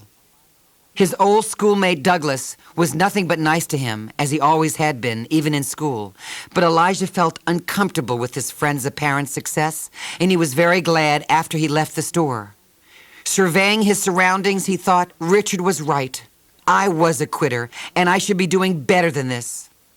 Elijah stayed in touch with his new friends in Los Angeles. He was too ashamed to tell us about his new job. He'd just tell us he was still looking for work. When we decided to do a show about new beginnings, I decided we should interview Elijah about his new beginning in Los Angeles. Even though he didn't stay, it took a lot of courage to make that move in the first place, and I felt there was still a lesson in his story. We arranged things to make sure Elijah would be home when I called. He thought Nora, our senior producer, was calling to chat with him, but he was very unprepared for my voice when he answered the phone. "Richard, you guys set me up." "You're absolutely right," I said. "Listen, some people here want to say hi to you." I had everyone in the studio audience shout at the same time, "Hi, Elijah." "Hi, everybody," he said. "I don't believe you did this to me. What's going on?" I said, "We're taping a show on new beginnings, Elijah, and I wanted you to share your story with our audience. You lost all that weight and got a fresh start on life. Then you came out here to Los Angeles and started your life all over. So you actually had 2 new beginnings." "Yeah," he said, "but I gave up. I came back when I should have stuck things out." But Elijah was missing the point.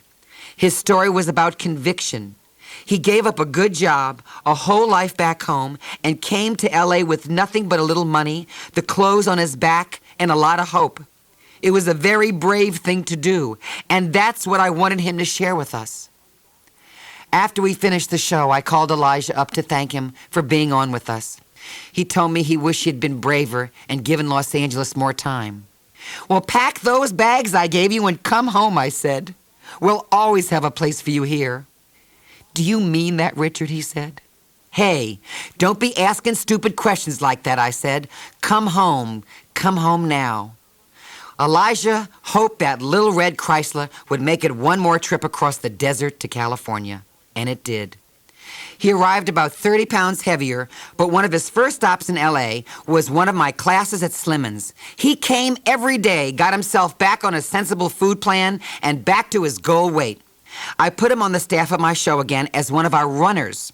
He was responsible for getting props for the show, and since he was always a big hit with the audience, he was also our ambassador, greeting everybody when they arrived.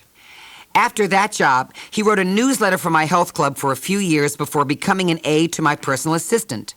Today, 10 years after his appearance on my show, Elijah is my personal assistant. If I told you all the responsibilities he has now, well, I would have to write another story just for that. One of the things I admire most about Elijah is that he lost the weight on his own, and he kept it off for over 10 years.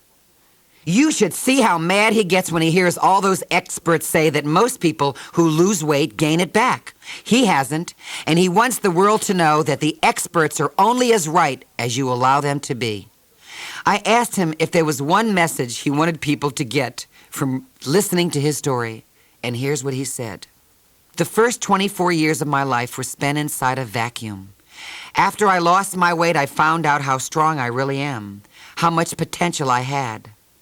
I'm like you, Richard. When I see another overweight person, especially someone as large as I was, I want to say it doesn't have to be that way. I see you laugh when I know you want to cry. I know the hopelessness and the hurt you feel. Let me talk to you. I also know that when you look at me, you think I've been this size all my life, but I haven't. I'm still just like you. Losing weight is very much like a religious experience. We are all part of the same congregation, so we all have to help each other. I may look like Carl Lewis, but I'll always be that fat little kid from Hattiesburg, Mississippi. I would not change anything about my life.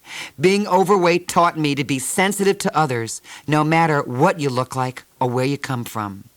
If I learned nothing else, I learned to appreciate people for who they are and not what they appear to be. Thanks, Elijah. You make me more proud of you every single day. Now get Claire at the travel agency on the phone. I've got to be in Kansas City next week.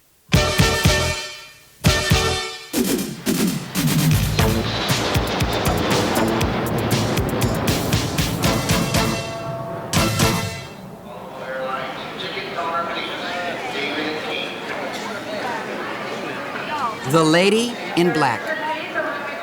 There wasn't much traffic on the way to the airport that morning. I arrived an hour and 15 minutes before my flight took off. This gave me plenty of time to go through some of my mail and perhaps sneak a few phone calls in.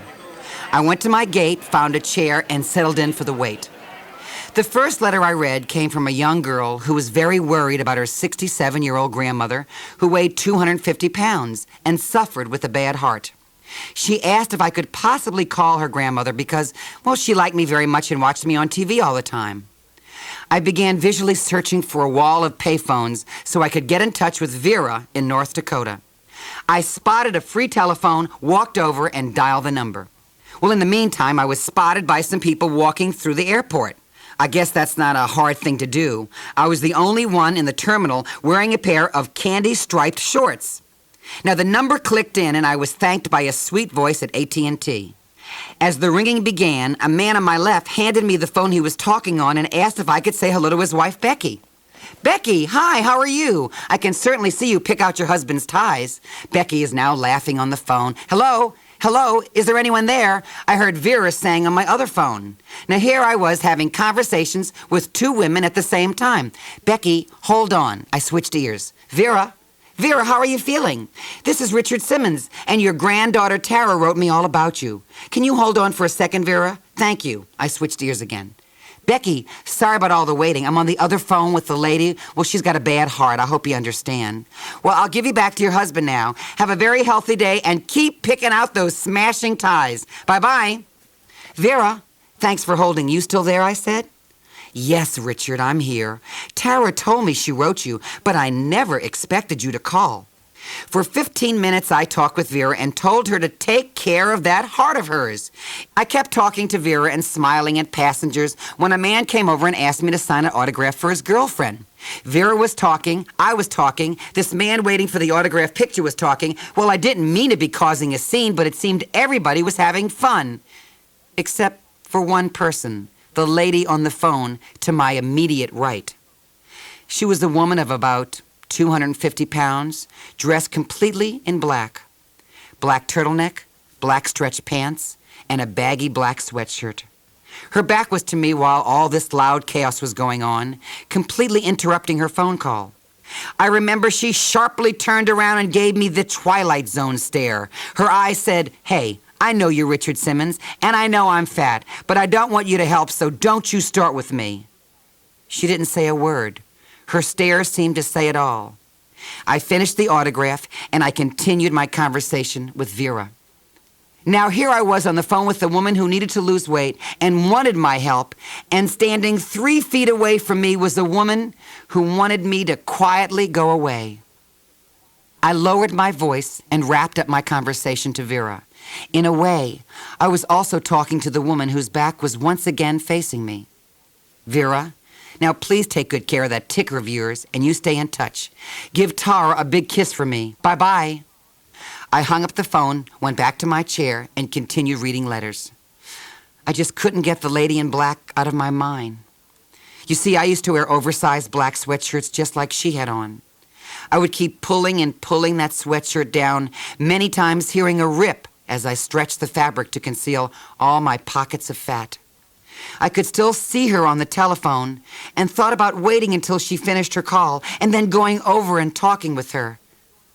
But I just couldn't. When I started helping people on this crusade of mine, I had one very important rule. Be there when someone asks for help, but never walk up to anyone and offer it.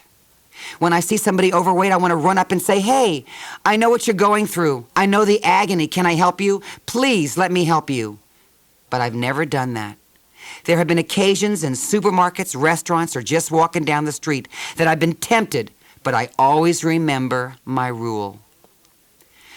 I mentally hoped that the lady on the phone would lose some weight so she could get out of those black sweatshirts forever. All of a sudden I heard, "Flight 48 nonstop to Philadelphia is ready for boarding. Those who need special assistance or who are traveling with small children may board at this time. Thank you." I still had 15 minutes to read a few more letters. I waited until I heard the final announcement, said goodbye to the people at the counter, and burst out in a chorus of, "Leaving on a jet plane." You know, I greeted the flight attendants and she showed me to my seat. "Here you are, Mr. Simmons, 4F. I hope you don't mind if I come to talk to you later. I have 10 pounds to lose or they're going to ground me until I do. Any tips you can offer would be very helpful. I really do love my job, Richard." I told her I'd explain my program whenever she had a few moments to spare. I made myself comfortable, getting out a few letters, a few flare pens, some photos, and my own stationery to begin answering some of my mail. I had 4 hours and 20 minutes of flying time, and I knew I could get a lot of letters done. "Excuse me, but could you show me to 4D, please?" I looked up to see the last person in the world I expected to see. Yes, the lady in black. And where was 4D? Right across the aisle from 4F, my seat. I tried not to look. I acted like I didn't see her and just buried my face in my work. What were the odds that she would be getting on this plane? There were 4 other planes leaving at the same time. Why this plane? There were over 200 seats on the 767. What were the chances of her sitting in 4D, directly across from me? I buckled myself in for a hopefully not too bumpy flight. As the plane took off, I sneaked a few glances over her way. She was intensely reading a thick novel by Colleen McCullough. "Oh, Mr. Simmons, some fresh orange juice? I know you don't want these peanuts, so I won't ask." That flight attendant was wrong. I did want those peanuts. I love peanuts. I could eat 12 bags of those airline peanuts. But I simply smiled and drank my good old healthy OJ. The flight attendant turned to the mystery lady. "May I offer you something to drink?" "Black coffee, please," she said, not looking up from her book. "Peanuts?" "Yes, thank you," she said. Well, I wanted to jump up and say, "No, not the nuts. It's all fat. They're greasy. Don't eat them." But I didn't. Remember the rule, Richard. Remember the rule. The lady in black tore the first metallic bag of peanuts open and spread them out on the napkin next to her coffee. Without looking away from the pages, she felt around, grabbed a few, and tossed them into her mouth. She opened the second bag and poured them into her cupped hand and ate them like I used to eat peanuts. You know, sort of letting them drop in your mouth a few at a time. Then I heard this voice. "In just a few minutes, we'll be coming through the cabin with breakfast. Please put your tray table down." I was so hungry, and I don't mind telling you, I salivated over the lady in black's peanuts. "Mr. Simmons, your choices this morning are Western omelet with fried potatoes, pancakes with warm pecan maple syrup and sausage, or we have this cute little fruit plate and yogurt. I know, you want the fruit plate, right? Silly me." Oh, I wanted the pancakes. I wanted the sausage. I wanted the omelet filled with peppers and chopped tomatoes and onions, surrounded by fried, crispy brown potatoes. But I thought about pulling my black sweatshirt lower until it almost hit the ground. I had the fruit and yogurt.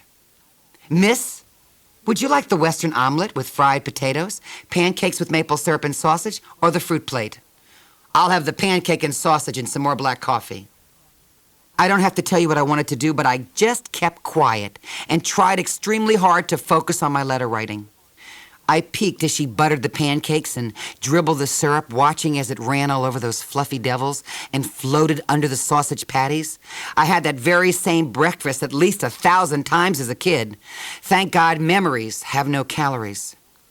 By this time, my tongue was tied. I had tension in my stomach, and I kept looking at my watch to see how slowly time was passing.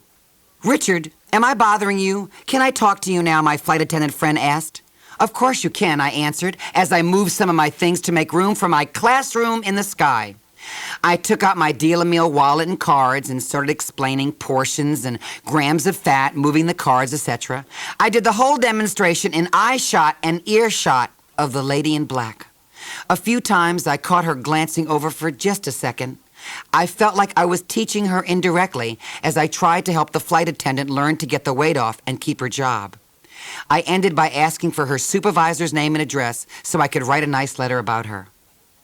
I worked nonstop through my nonstop flight, writing letters, signing autographs, sending out Project Me passports. I got a lot done, and my hands showed it. There were black felt tip marks all over. I'm left-handed, so I smear a lot. I went to the bathroom to clean up and remember looking in the mirror and feeling good about not invading the mystery lady's privacy. I know if anyone ever mentioned my weight problem to me, I became defensive, hurt, and angry. Thus, the rule I live by.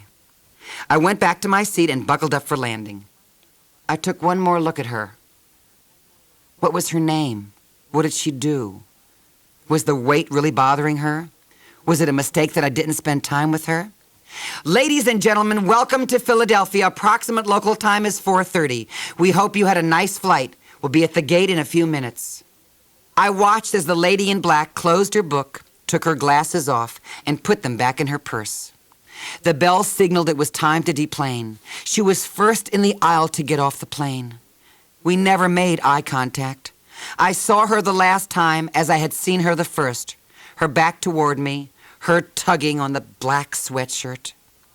I began gathering all my stuff together when I came upon a small note written on a napkin between my letters. It said, "Richard, I hate this fat. It's very hard to deal with. Thanks for not getting on my case. I think you're a good guy. And by the way, I like your legs. Sincerely, Barbara." I just broke down and wept. I had not broken my vow of silence. She had broken hers, and I can't tell you how much that note on the napkin meant to me. I got off the plane and looked around. Barbara had disappeared in the sea of people. I wanted so much to say hello and to hug her, but she was gone. As I walked through the terminal, I passed a wall of payphones and thought about talking to Vera and my very first confrontation with Barbara. Who knows? Maybe I'll run into her again and we'll reminisce about our trip to Philadelphia. On any given day, I run into thousands of people. One day, I may even run into you. I'll smile as we pass each other. It would not be unusual if I broke into song and dance a bit, like the fool that I am. But one thing I will never do is break my rule.